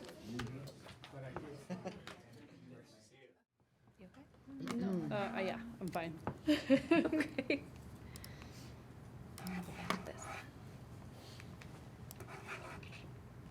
Okay, so, thank you for doing my worksheet. What it helps us to do is not to go unpack every item. So I'm gonna start with things that you seem to have some consensus on, and then ask if we can go forth with those. The one that seems to be, it's section 11.1 sign regulations should have a longer intent section. And so we were just discussing that, and 6 of you are neutral and 1 disagrees.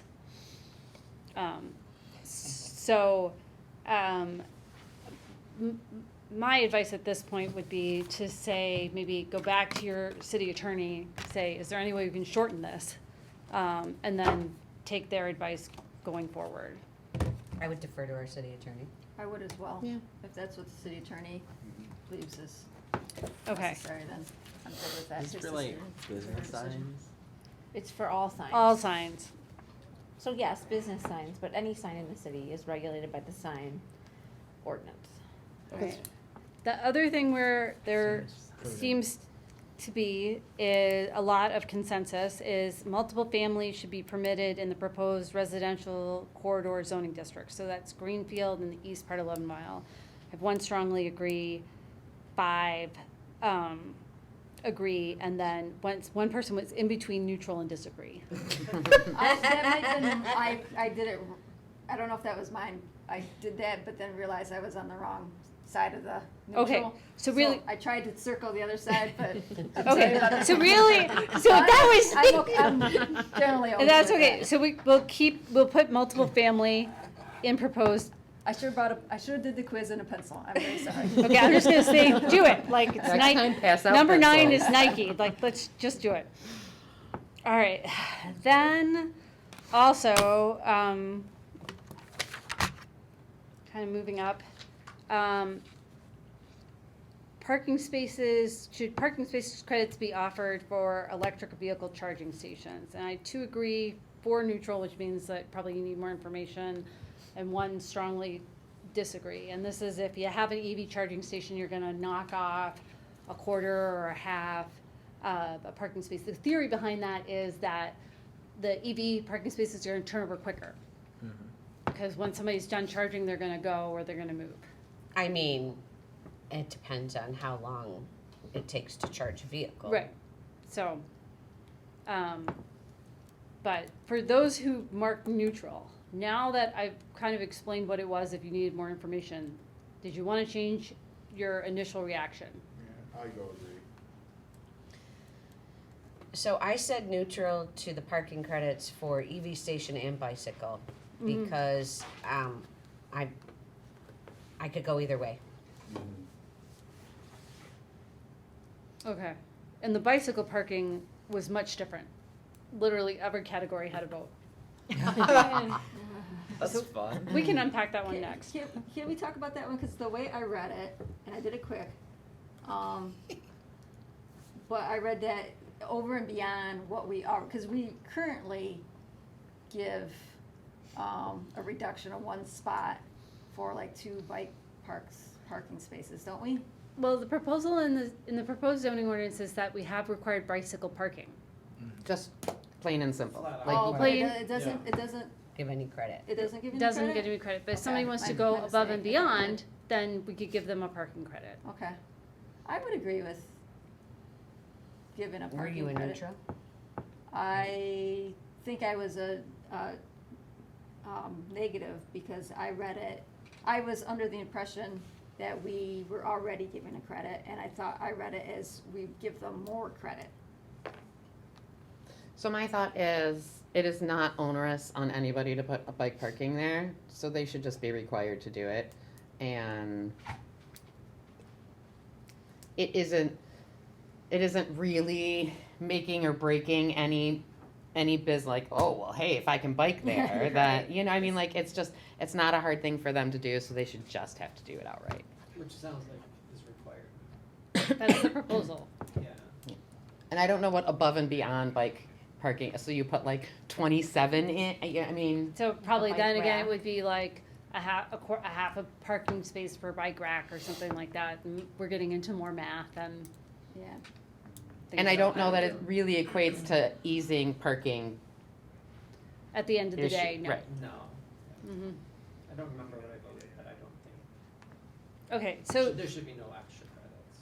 okay, so I'm gonna ask for a straw vote. If you think there should not be extra credit for extra bicycle parking, raise your hand. 1, 2, 3, 4, 5. Okay. Dang. So, and we're just for right now, we're, just to clarify, I'm gonna go with the straw polls. This is gonna go in a draft that goes to the steering committee. Steering committee is gonna look at that May 10th, May 9th, May 8th? I don't remember what day. May 8th, because it's 1 week, I think. And then after they've looked at it, it's gonna come to the planning commission, and I fully expect some of these things to go back and forth. So this is, by all means, not your last bite at the apple. When it comes back to us, is it coming back in a whole draft form then? Oh, yeah. Yeah. Okay, so we're gonna say no on this. Okay, back to EVs, credits for EVs. Do we have any requirements now for EV parking? No. So we'll have requirements, or not necessarily, or regulations, right? If somebody wants to put in EV parking, we'll have standards that they need to meet. But we don't have any requirements. Some municipalities either require that you provide EV spaces, a certain percentage, or that they put the wiring in the parking lot, so it's quote unquote EV ready. The steering committee discussed that and felt like that wasn't appropriate for Berkeley at this time. Really? Well, Part of it was the. well, I mean, you're imposing something on somebody who may disagree with electric vehicles altogether.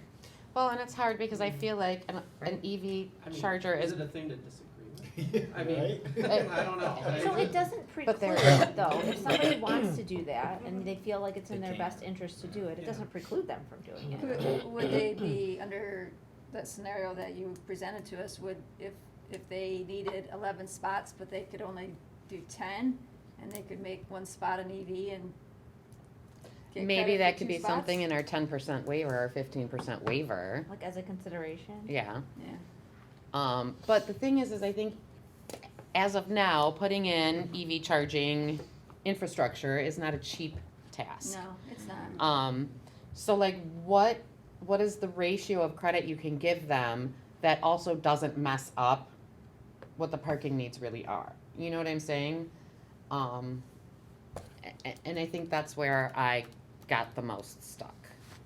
So maybe, we have built in a parking waiver of, I think, up to 15%. And so it sounds like people might be more comfortable with adding EV chargers into that mix to look at, that the planning commission looks at. As a and factor in granting the general 15%. Mm-hmm.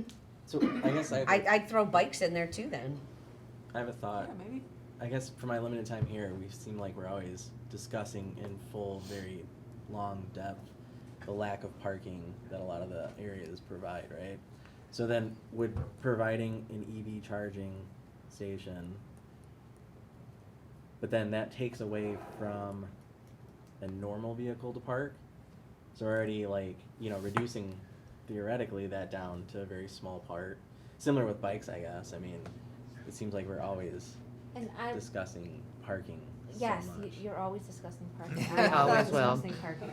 Even 12 cars. Until we get better buses, we will discuss parking. So our parking standards right now, I feel pretty confident saying are too high. If we were to just take the parking ordinance as a whole, they're too high. They're gonna go down with this draft zoning ordinance. I think that's one of the reasons you guys are always discussing parking. Sure, but I guess, and I know we used kind of the newer stuff for the PUD, and we looked at it with the Jewish Center the last meeting as well, because I think both of those did not meet the current. The Jewish Community Center with the parking waiver met it. It did, and that was So- a very unique use. So let's Right. make sure, do you understand that our zoning ordinance allows the planning commission to grant a waiver of 10% right now? Sure. After And- finding a standards. Right, and we're increasing that to 15% in the proposed zoning ordinance. Yeah. So, So do you keep it a little higher, just so then you could have, you know what I mean? so Like I the don't think that ability was, to do I think that the waiver came after, once it was realized that our parking standards are too high, then this Right. waiver opportunity came for the planning commission. So now they're looking at, they're asking if we wanna go additional waivers of parking for these EV and Right. bicycle. So, but looking at it in a vacuum with the current standards, sure. But I know that was also a question on there, and that has come up before with the new parking count Sorry. requirements. So that's why I'm kind of asking: are we looking to make the parking requirements, the new ones, as close as we think possible? Because I don't think that would give us a lot of leeway from I mean, a variance. I think we are, right? We're trying We to are. adequately Right. park we're trying to find that perfect balance, which is Right. hard, but if we make things too onerous, then it won't get developed because there's not enough area Sure, for the right, things no, to be no. parked. So We're I trying agree to with you. tight You wire. don't give tight them wire. enough Not parking be to get seeing people mad at you. parking waiver request after parking waiver No. request. We did something wrong if that's happening. So I would support, I would change my vote. I would support taking the bicycle and the EVs as factors to consider by the planning commission in granting that 15%, as opposed to standalone credits. Is that an option in there? Yeah, that's an option. That's Sure. the reason why we're having the discussion. So I feel- Does I that feel- seem like a good No approach? credit That's for great. EV for sure. Yeah. Like, no extra deductions from their maximum that they need for EV. Are you okay if it's a standard for the 15% reduction? It's a consideration in that. Just consideration, I guess, kind of what Lisa said. Okay. All right, I'm seeing nods from you. So I'm gonna say, I've rewritten myself, and so for the electric vehicles and bicycle parking, the questions on those parking credits, really those should be factored into the 15% waiver. And no more than that. No more than that. Okay, great. So you can't come in and say, oh, you're like 10 parking spaces short and I'll put in 50 EV and. I mean, you can, it's just not gonna be 20. great. Yeah, well, yeah, you can, but it You can won't. say whatever, I guess. but- Let's do this, restaurant parking.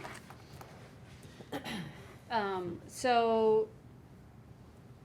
Restaurant parking. Yeah. All right, it was really split between, it was 4 for usable floor area versus, plus number of employees at peak shift, and 1 space per 3 persons allowed the max occupancy. How is the max occupancy calculated? So it's established by the fire or the building it's- code. And it's based on square footage, And right? And ingress, use. egress doors and stuff? Yeah. Speaking from a land development side, it is a pain going through a conceptual plan, coming up with a parking count when what your parking requirements are is you need, 2 for every whatever, Employee? maximum capacity. I know, I'd rather have an employee Oh. because I can make a good guess on employees. So you keep saying maximum capacity, is that the usable floor area? No, No, usable that's floor the area second. or maximum capacity.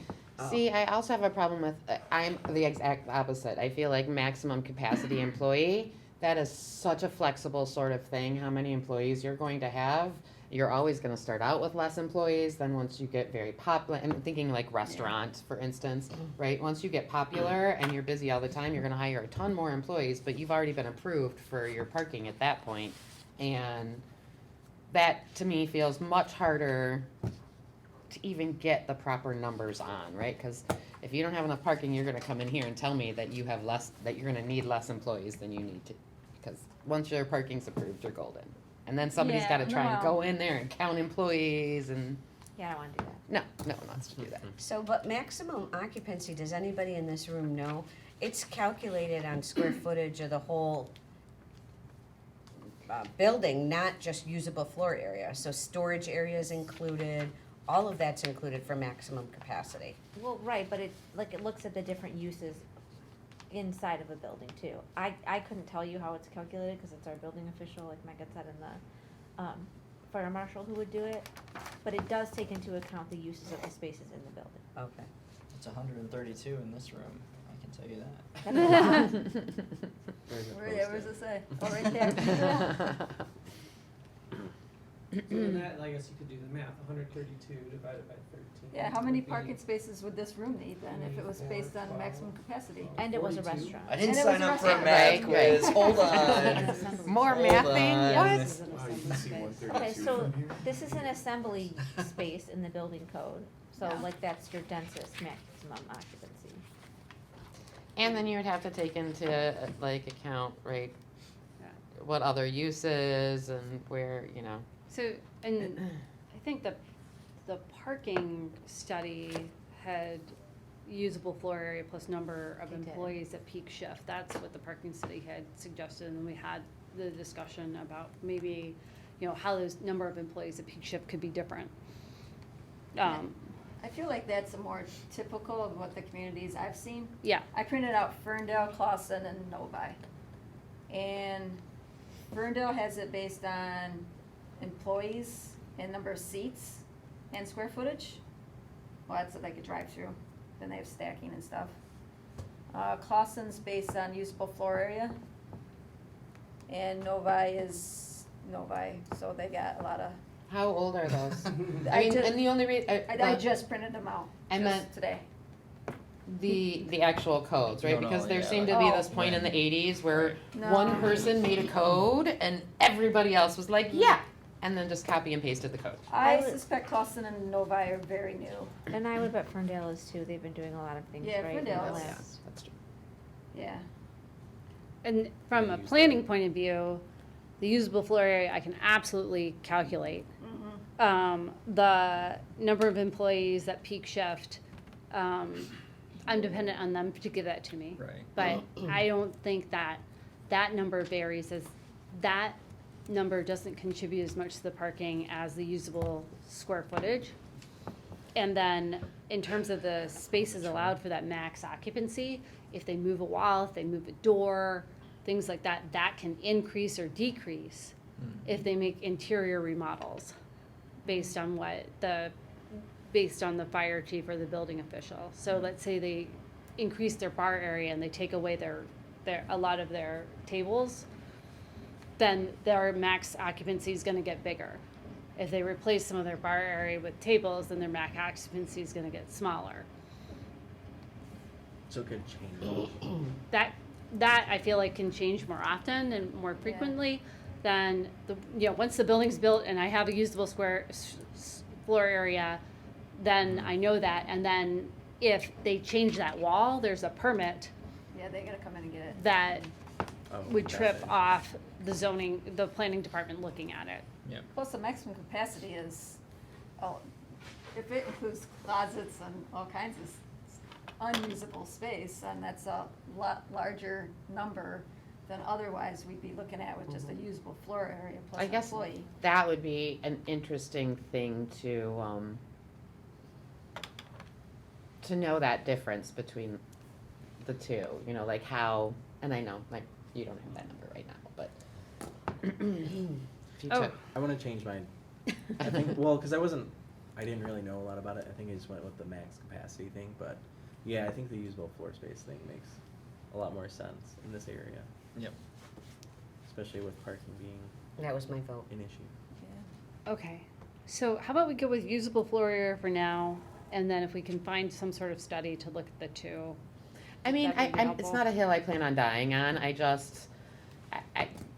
like usable forest space because it's very simple. You can look at a plan and you know what it is. I hate the employee part of it, but I don't know what the solution to. But even the part is. employee part of it, you could take it, you've been in Jet's Pizza, you know how many people they got back there, right? I mean. But the maximum, what's the maximum capacity of Jet's Pizza? It could be 50. Hold on. Let's plug Amici's Pizza. Pizza. Let's order a pizza. So we're gonna go with usable floor area. Okay, and all right. Do we want to stay on parking? Well, we're multiple family parking. Actually, this is This is the one. okay. So, you guys, again, we're all over the place. 2 for 1.5 dwelling units per 1.5 spaces per dwelling unit.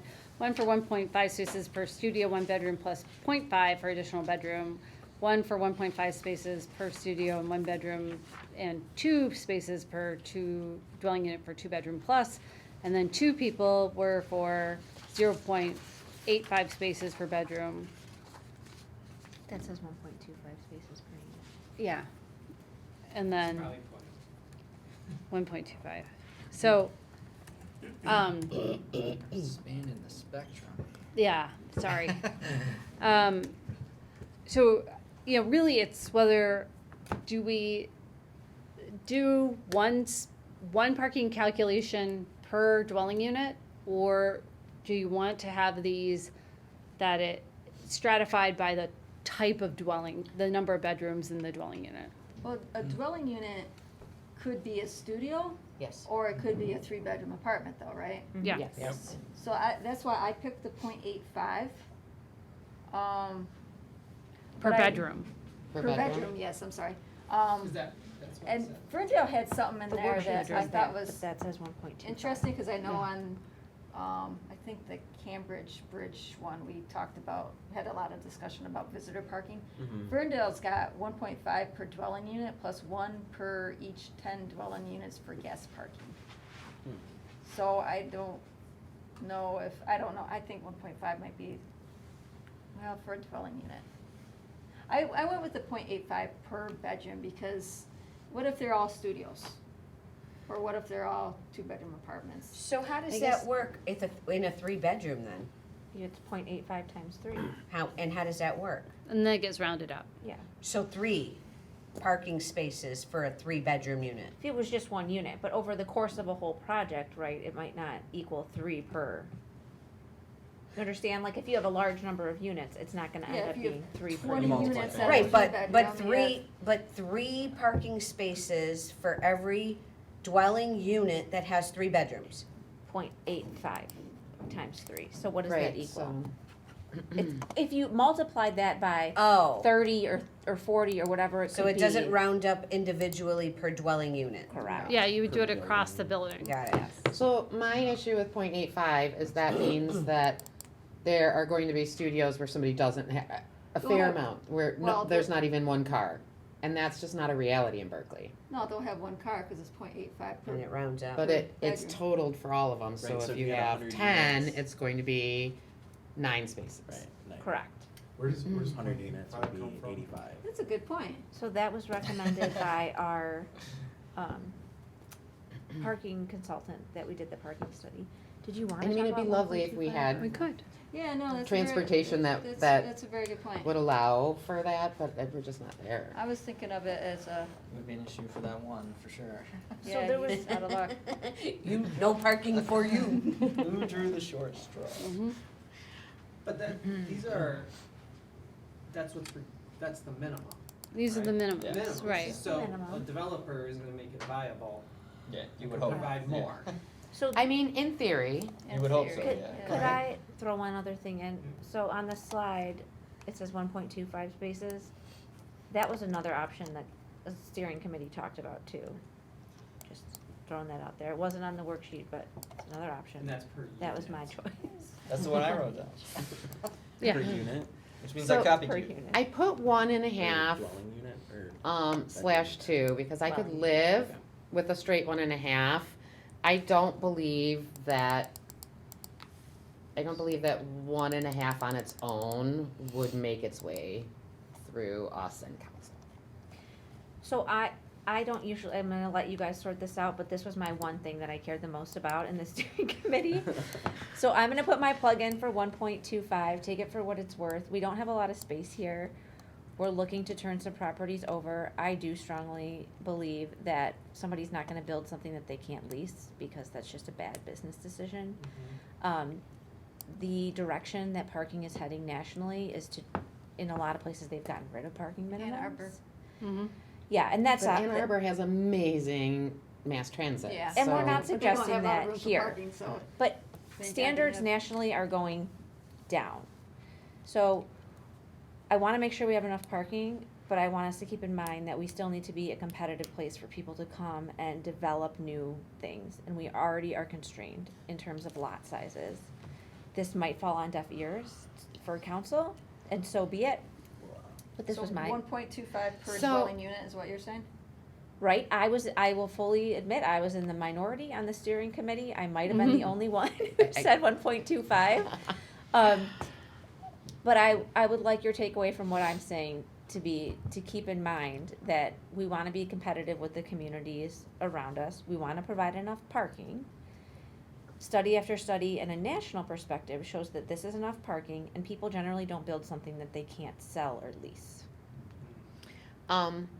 So in the realm of, let's think of the townhouses that were built on 12 Mile, that would also be 1.25?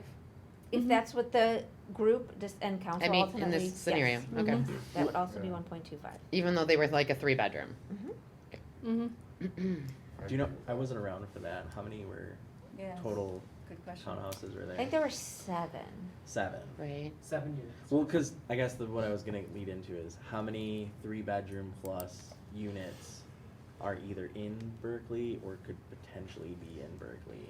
Oh, 'Cause it that's seems an like- impossible question. to Right, answer. I mean, Sure, but- so I don't see 3-bedroom apartments being built, like, Right. you know, like in La Salette. Right. I can see 3-bedroom townhouses. being Right, but it's like 7, 10, you know, kind of a thing. It depends on how much property they were to amass at once, and, you know. Sure. Maybe like 1.25. Yeah, my take is, unless it's something that is gonna take up 1 or 2 blocks on Coolidge or 12 Mile, you're not gonna get. Or Greenfield. Or Greenfield, but hopefully, you're not gonna get something that's more than 4 or 5 units together. I mean, just because your lots are so small. So that's kind of the calculus that's your average. Now, when they get bigger, then, but my experience with other communities that have knocked down their parking minimums, is that everybody, including ones that had affordable units in them, came in above that parking minimum. And sometimes actually with the parking maximum, they had to get a waiver because they were over that maximum, which was like 1.25 times the minimum. So I don't remember the options that we had in the test that you gave us, but just speaking generally off the cuff, it makes sense to me to have a 1 parking space per studio, because if there's a studio, you want to have parking for them. Beyond that, I guess if we said half a spot for every bedroom, then that gets us the 1.5, which I know was one of the options. And then if it's 2 bedrooms, it's 1.5. If it's 3 bedrooms, it's 2. And I think that makes sense. So I don't know if that was an option there, but 1 bedroom for a studio and 0.5 for every bedroom beyond that. That is an option, and that only got 1 vote. I'll switch my vote to that. Yeah, switch my vote to that too. So a 1 bedroom would be 1.5 parking? 1. So a studio and a 1 bedroom are A both studio one. and a 1 bedroom Are both are one. both 1 1.5. parking spot, and then 0.5 for every bedroom beyond that. So that if it were a 2 bedroom, it'd be 1.5. If it were a 3 bedroom, it would be 2. Mm-hmm. And if it was more than that, obviously half a parking spot beyond that. I'm a 1.25. I know that wasn't on there. I put 0.85. Yeah, you did. Yeah, but that, I hear you, if you have 10 studio apartments, then. All right, let's do a vote on a straw vote on Lisa Hamame's proposal. So 1 space per studio or 1 bedroom plus 0.5 spaces per additional bedroom. If you're in favor of that, raise your hand. Okay. Is it No. just the 2 of us? I think so. Just the 2 of you. We did it so confidently too. That was, I mean, I thought for sure you was I thought we had that one. Why No. did you raise your hand? All right. I think 1 may be too low. I would But I agree mean, that I I- think 1 So is. you like the 1.5 space per studio? But I or don't know if 1 1. bedroom? But so a What if we studio, split a the 1 difference? bedroom, Kristen, a 1 bedroom 1.25. unit or a We studio got our could be triangle 1 right here. person. I don't get to But vote it on could this be though, I two. just get to It was a lot like of young plead to couples. you. I mean, they're big I was in studios a that are being single built bedroom too. with It's not like a college town studio where you like, you know. it's Or, like the dorm okay, room now size. let's do What this. about we split the difference and did 1.25 plus 5? Oh, we're gonna get 1. Let's do a straw Right. poll on it. Let's do it. Okay, 1.25 plus 1.5 spaces for additional bedroom. No, just I'd be okay with 1.25. that one too. No, Oh, you you're just doing- 1 point, okay. All right, Yeah. so we only got 2 again. Yeah. 2 again. Okay, now, Josh's suggestion, 1.25 per dwelling unit. Who would be in favor of that? All right, that's the most we've gotten. 1.25 per dwelling unit, no matter how many bedrooms. No matter how many bedrooms. Yeah, I'm not in No. support of that. It's not gonna You fly guys gotta either. agree on something. Well, I'll We tell thought you, we had Eric. I know. this is what we're gonna do. 4. We thought we had 4. We have more to talk about. This is what we're gonna do. We're gonna go forward with what had been most palatable to the steering committee, which I think was, that was 1.5 spaces per studio, 1 bedroom plus 0.5 spaces per additional bedroom. Oh, that's too much. Let's switch it to 1.25. You left that one during. I'm switching. Where were you at the steering committee meeting with me? Did you vote at all? It's like, that was then. You did. This is now. Okay, we're just gonna go forward with this, and we know that this is gonna be a debate. It's gonna be a long meeting. Highlight it for your We'll draft. marinate on it for a while. Marinate on it for a while. Again. Okay, so. Lisa will go with something else next time. Yeah. That's true. Never Yeah. know. Oh, Megan. Yes. Would you, or I guess, Kristen, would you be able to maybe provide some examples with some of these numbers? I think that might help, because I was trying to do some quick math just to get some Yeah. bullet points, if for the next time or for So the next. for a Would point that of, help? a point of comparison, the Columbia PUD that came before you guys was pretty close to 1.5 spaces. Okay. And that was all 1 bedroom and studios. And it was still somewhat uncomfortable. Right. So- You So- still Well, struggled exactly with not right. feeling like you had enough parking, right? If I remember the conversations Yeah. correctly, There was yeah. some concern about guest parking. Right, Yes. parking and guest parking. Yes. I so- think they were at like 1.45. Yeah, 4.6 comes into my mind, so we're Something right like there. that. One guest space per. Okay, so I think we've done that before where we actually ran a Yeah, that's spreadsheet. Brenda. You did. I like Brenda We that. do does have a that. spreadsheet, so I what, like that'll that come with the too. draft. Kind of make it lower, Mm-hmm. but then you have this additional And I can't number of remember what spaces Dennis's that are for counts were. guest parking. Yeah. Yeah, no, I'd run, we have a spreadsheet somewhere. When we bring this back to the full planning commission, we'll bring a spreadsheet that has I like spreadsheets. run numbers. Yeah. With the math that we don't like doing. Uh-huh. Well, spreadsheets are great for that. So landscape buffer. Most of you, 1, 2, 3, 4, 5, no, four people said lot depth, and one person said lot width, and then 2 people said it really should be the dimension of when it's touching, if it's a commercial lot where it's touching residential, that should be where the measurements from that, whether that's lot depth or lot width or both. Yeah, that's It's how a I corner feel. lot or. Okay, is that how everybody feels, that That it's, sounds- it's I really? mean, that sounds very reasonable. Is Yeah. that hard to create something to No. address that? No. Yeah, that would be like a screening buffer when you're commercial adjacent to residential. Mm-hmm, yeah. Okay, Or just parking lots. yeah. But it would Parking still for have to be commercial. dependent a little bit on how much they can fit. Right, so the thing is 9 times out of 10, your situation is that it's the lot depth that is where you have non-residential adjacent to residential. And some of your lots are really deep, some of them are 300 feet deep. Some of them are, 80 feet deep. That's an unusual one, those are the little postage stamp ones that you usually have on a corner. So on the ones that are shallow, probably the buffer should just be, the only thing that really makes sense is just a wall. But on the ones that are 300 feet deep, it should be grass, trees, wall. And then, Is that the, I'm thinking back to our, open house at the high school, and there was the board that had the different size lots with the different size buffers? yeah, Is that, has that kind of gone away, that no, thought? that's or- how we would implement them, but Okay. what, All right, you're what, still. where, gotcha. is it a lot depth, is it a lot width, or I think what you've said is it should be the dimension of where it touches, then the opposite side. Yeah, I usually see it, like, if you're a commercial lot and you have residential on any side of you, you have to provide the screening or the buffer on that, along that property line that shares the Mhm. None of residential. that. What? None of that. Mm-hmm. Okay, so we have that. Restaurant parking, we've gone over. Multiple family residential corner, we've gone over. Non-conformity expansion. No. I was about to say, I bet we're unanimous on this, but now I don't know.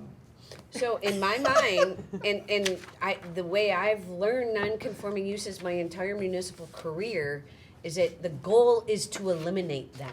Mm-hmm. Right? So if the goal is to eliminate them, then why do we allow people to expand them? and invest more money into them and make them more usable. It's contrary to the goal. Survey says. So the survey says you were split. 3 yes, 3 no, and 1 said they can only build up. I'm gonna change mine to no. Yeah, I'm really with like Lisa. Lisa's explanation. Can I throw a I'm with wrench in Lisa. things a bit? Yeah. That's what this is about. So, there are a lot of things that come before the ZBA. Example, someone has a bungalow. They wanna add like a full second story. They don't meet the side yard setback. They have to come to the ZBA because they don't meet the side yard setback. Alternatively, they could put in their second story, but it's gotta be 2 feet in. You know what I mean? So you'd end up with Yeah. bottom, 2 feet, second story. So that's where the going up. That's the going Yeah. up example, or it Okay. could be like the example that would be similar might be if they were going back, it would have to jog 2 feet in, let's say. So the ZBA grants that that's- variance quite a bit. Yeah. In my opinion, they should be considering whether that was the result of the action of the current owner or previous owner. That's hard to say. Which most of the time it is, but sometimes it's the next door neighbor, right? Sometimes it's the next door neighbor, maybe the house has been there for 100 years and the ordinance was written after that, then it would not be the action of the previous owner.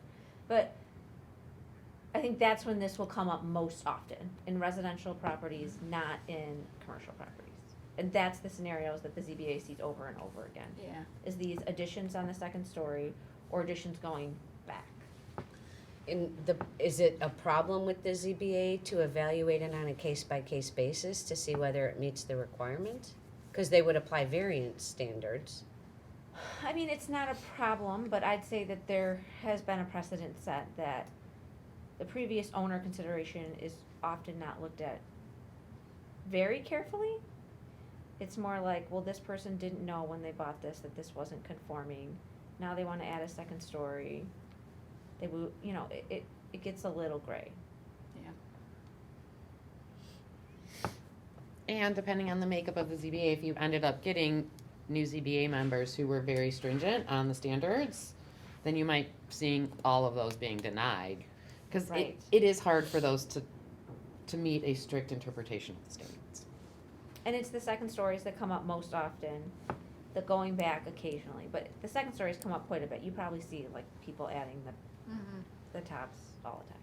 I guess that kind of makes me agree with you. Is if you're 3 feet off the property line and you're too close as it is, and you want to put a second floor on, if I was next door, I'd be like, I don't like that so much. And maybe leaving it to the ZBA to evaluate on a case-by-case basis is more appropriate. Are we talking 1 feet? Are we talking 15 feet? Yeah, we have to Usually set a it's like standard. 1 or 2 feet. I'm just saying, like, we're talking about for the ordinance. But whether it's 15 feet or 1 foot, they need to evaluate it the same way. Doesn't matter how big the variance is. I'm saying if we just say it can be, Yeah. If you it allow wouldn't go to those- the ZBA. If you allow those expansions, then it doesn't go to the ZBA, and Right. then, and you could just allow those expansions for residential structures and not for commercial structures, or vice versa. I think it should be case by case. I agree. I do Yeah, have I- to ask again, because I've been here long enough, that I remember this used to be what was allowed. And then somewhere along the way, after Tim, it was brought, I think by Aaron maybe, who said that it was not like illegal No. or, Yes, there was something in the zoning ordinance when, Oh, I know what it was. Yeah. So there was something weird in the zoning ordinance that allowed staff to grant variances. Administrative variances, they called them. right. And so this is what they were doing over and over again. Yeah, it's Well, not that got legal. taken out because not legal. And then things started going to the ZBA. Okay, so this is because they're not saying it's a variance is then legal, or, I mean, because that's No, what it is we're, a variance. Like, it should have gone to the ZBA for years. Instead, they were granted administrative variances.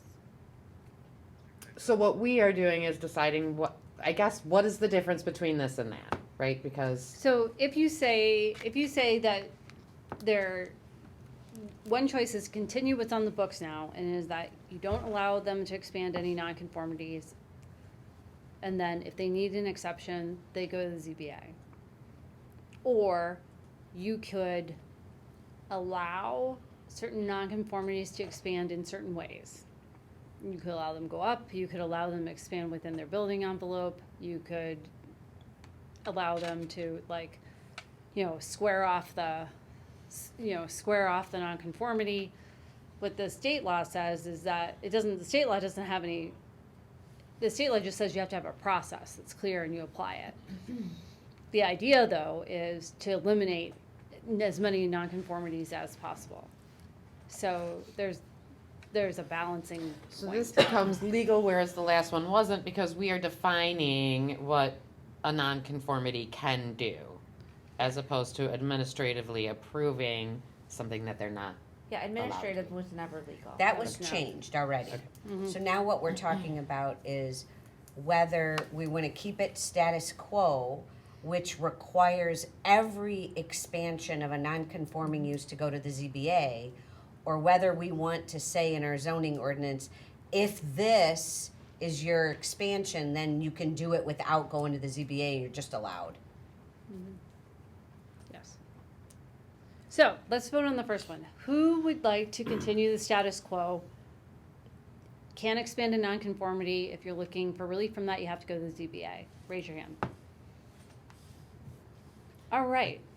Well, so like I see Was that like the some majority? grudging hands. So, but like the majority goes. So we're gonna go with the status quo. So can I? Yes. I guess ask a scenario with it. So with the nonconformity, especially dealing with housing, residential. So yeah, if there is it's on the setback. It was built there before the new ordinance at 5 foot. It's at 4 foot. It's non-conforming technically. Yeah. It's a non-conformity based on it being a new ordinance code, right? Yes, Okay. it would be non-conforming. Okay. So I mean, then we're not really trying to eliminate all the nonconformities, because we're not gonna go around telling people, hey, you gotta move your house. a No, foot I- because Well, we-" that's grandfather. Right, but Right. but then like if they're building up and not increasing, I guess, the expansion.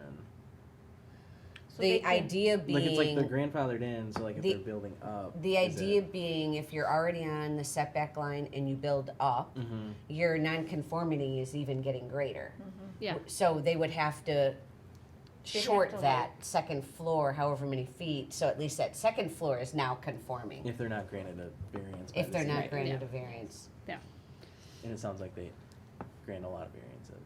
Well, this situation comes up a lot. So how do you apply a single-family residence that's non-conforming on one setback side, but conforming on the other side? Can they expand on the other side, or is it no construction at all, no expansion of the structure at all?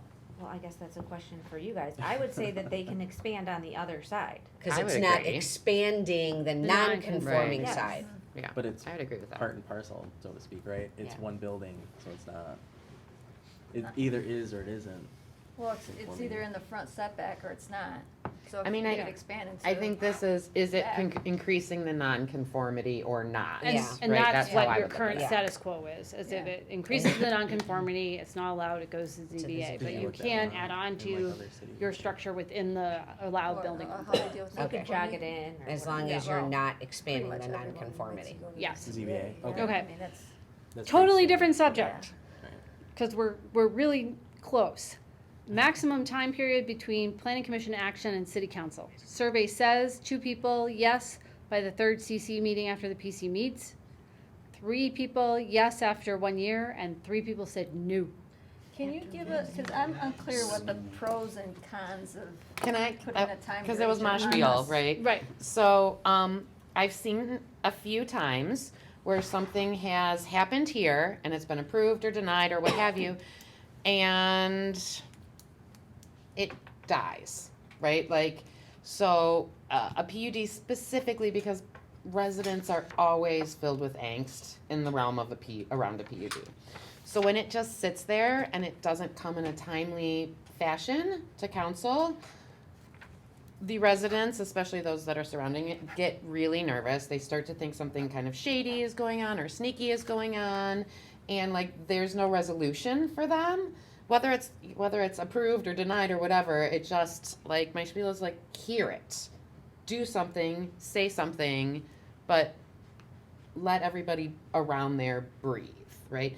And they can postpone it. It just has to like come to them so that it stays in motion. What is the reasoning for things stalling like that, though? Is that It could be, the community, or is that the it could the be applicant? financial. It could be the applicant wanting to know whether it's even doable. Once they find that out, try to figure out financing.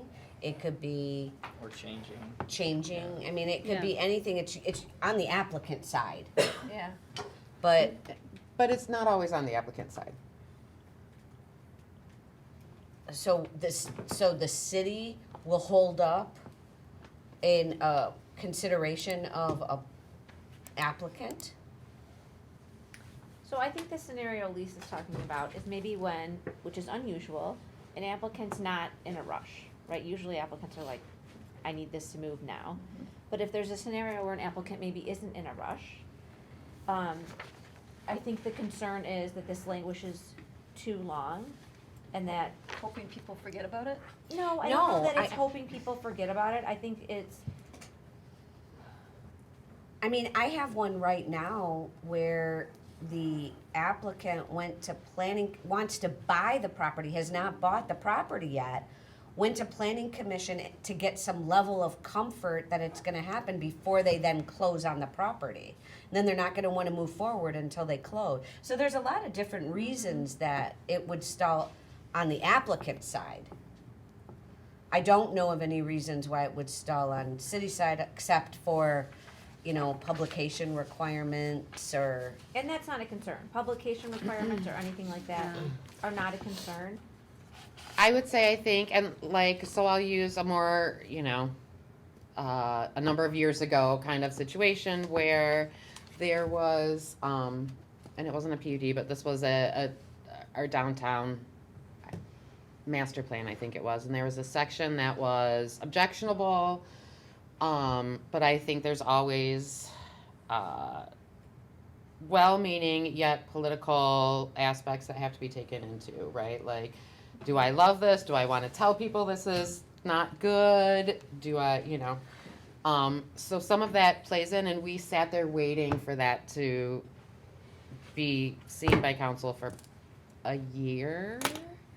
It was a long time, and we So- couldn't do anything until that got seen. So you're not talking about an applicant delaying too long. You really want to put a requirement on the city to take action before an applicant is ready, potentially. When an applicant is ready. Yeah, I mean, I generally would assume that most of the times, by the time it's at planning commission, especially with our updates, the way like a PUD would work, it's a very multi-stepped process, right? Like first we approve all of this stuff, then they have time to work on some stuff some more. I think what might be a better solution, rather than placing absolute dates, is to maybe ask the applicant that to say something like that, it would be on a city council agenda within 3 months of a preliminary approval, unless the applicant asks for leeway. And then that gives the applicant that time, and then they have to, in a way, come to the planning department and say, we need more time. And then they can have as many extensions as they want of that, just they need to check in every 3 months or every 6 months. And that way it gets on a city council agenda in a timely fashion, but you're not then putting a due date on the applicant when they have a variety of things that may have happened in terms of their financing, closing on property. It could be even that their construction costs went up enough Yeah, there's during, from numerous reasons. within 6 months, or interest rates that it made the project unfeasible, or that they need to things back. Is there anything currently, like if someone brings you, maybe this is a loaded question, but if someone brings you an application for something, you can't really, you don't really have any tools to postpone it. I mean, it wouldn't be legal to sit on something for months. If somebody said, I'm ready to submit this, it needs a public hearing, here it is.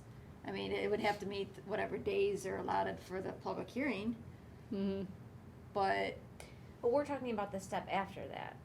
We're talking about the step after when it goes to city council. So look, I think I hear what all of the concerns are. Yeah, And I think we yeah. can come up with something. Okay. And I like like, that.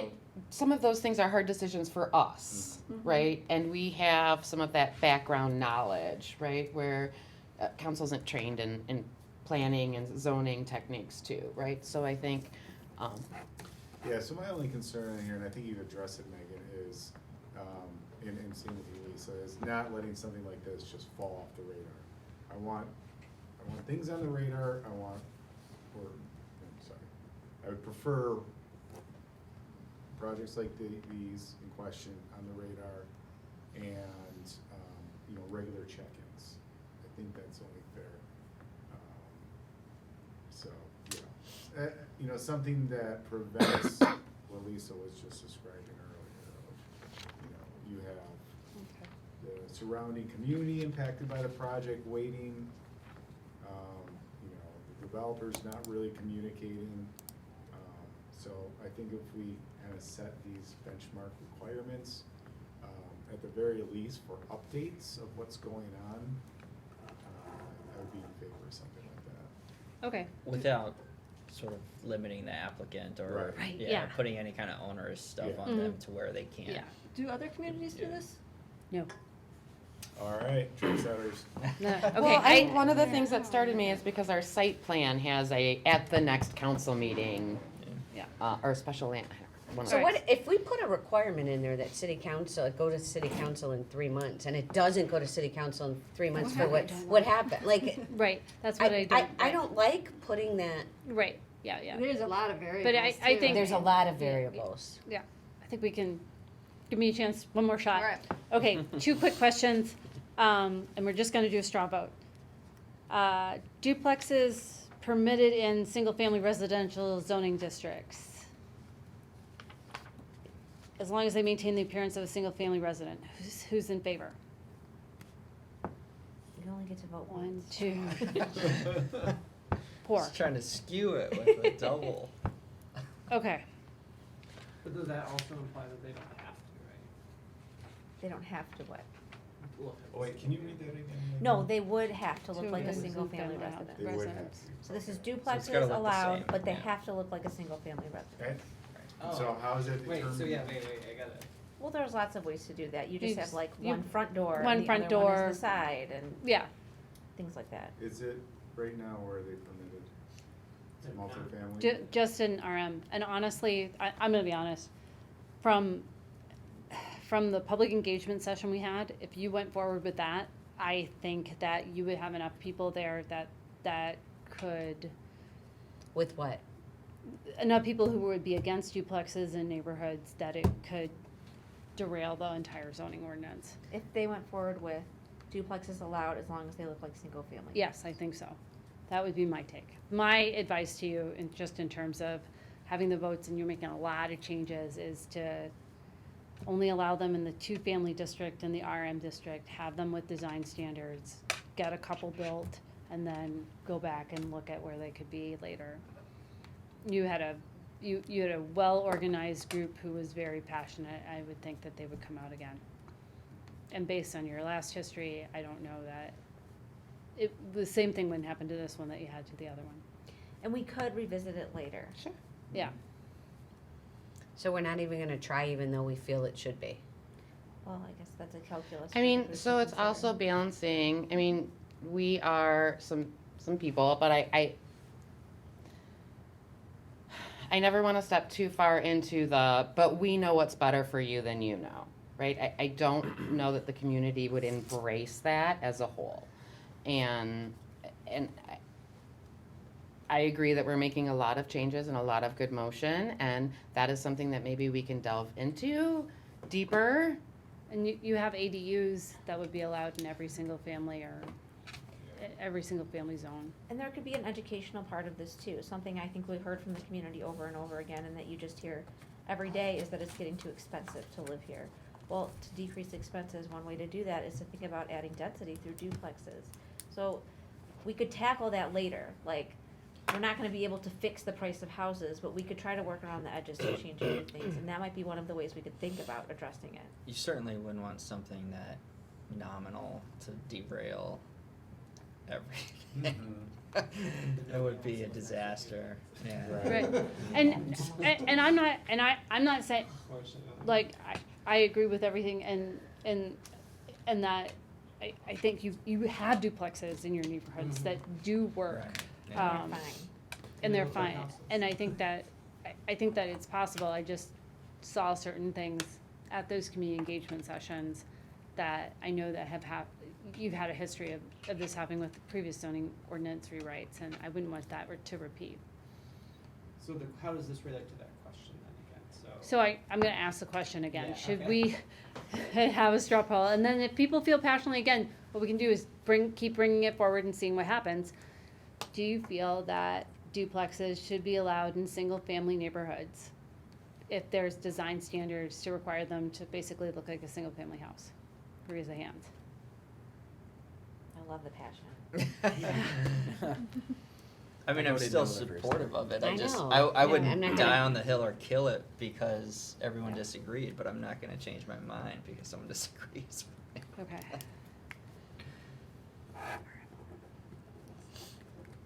Okay, and then the last one, because I've seen people packing up, and if this is Just didn't wanna get. too weird, let me know.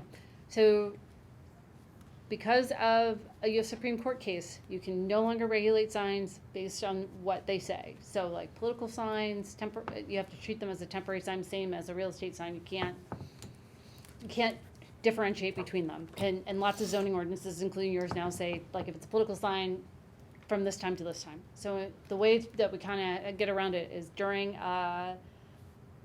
election season, 60 days prior, 10 days after, everyone's allowed more temporary signs, either number or square footage. When you're voted, 2 people said you should allow increased number of signs. One person said both sign area, number of signs, and 4 said neither. I will say you are pretty generous already in the number of temporary signs that are proposed. So I think if you went either way, people would have enough freedom of speech during an election season to be safe. Could we decrease? Yeah. Yeah, I don't. Talking like lawn signs? Yeah. Yeah, lawn signs. Well, any signs. Any temporary signs. Like, So, it like- could be like wall side windows. So basically, we have regulations that talk about how many and how wide and all of that for temporary signs generally. All general temporary signs. The question is whether during election season, do we want to allow more than we allow for the whole year? Mhm. No. No. Okay, I'm hearing no, we'll take that out. All right. I'm surprised we're even discussing that. Are they allowed in the easement? Yeah. They are Well, allowed in since the city easement? councils and No, township they're not boards allowed in typically the vote on easement. these They're not, regulations and they have an interest in the signs, Okay. then sometimes these things come up, Right? Yeah. All right, thank you so much for your hard work and being good test takers and enduring. Yeah, I still need a motion to adjourn. Right. Yeah, we do. Does anybody have any comments? Motion to adjourn? Some- All in favor? Motion adjourned at, I don't have a clock anymore. 9:51. 9:50. I love that the comment was a motion. Are we microphones Thank you. off now? Yeah, thank you. Did you get Are we done recording now? I did. I refuse to talk again.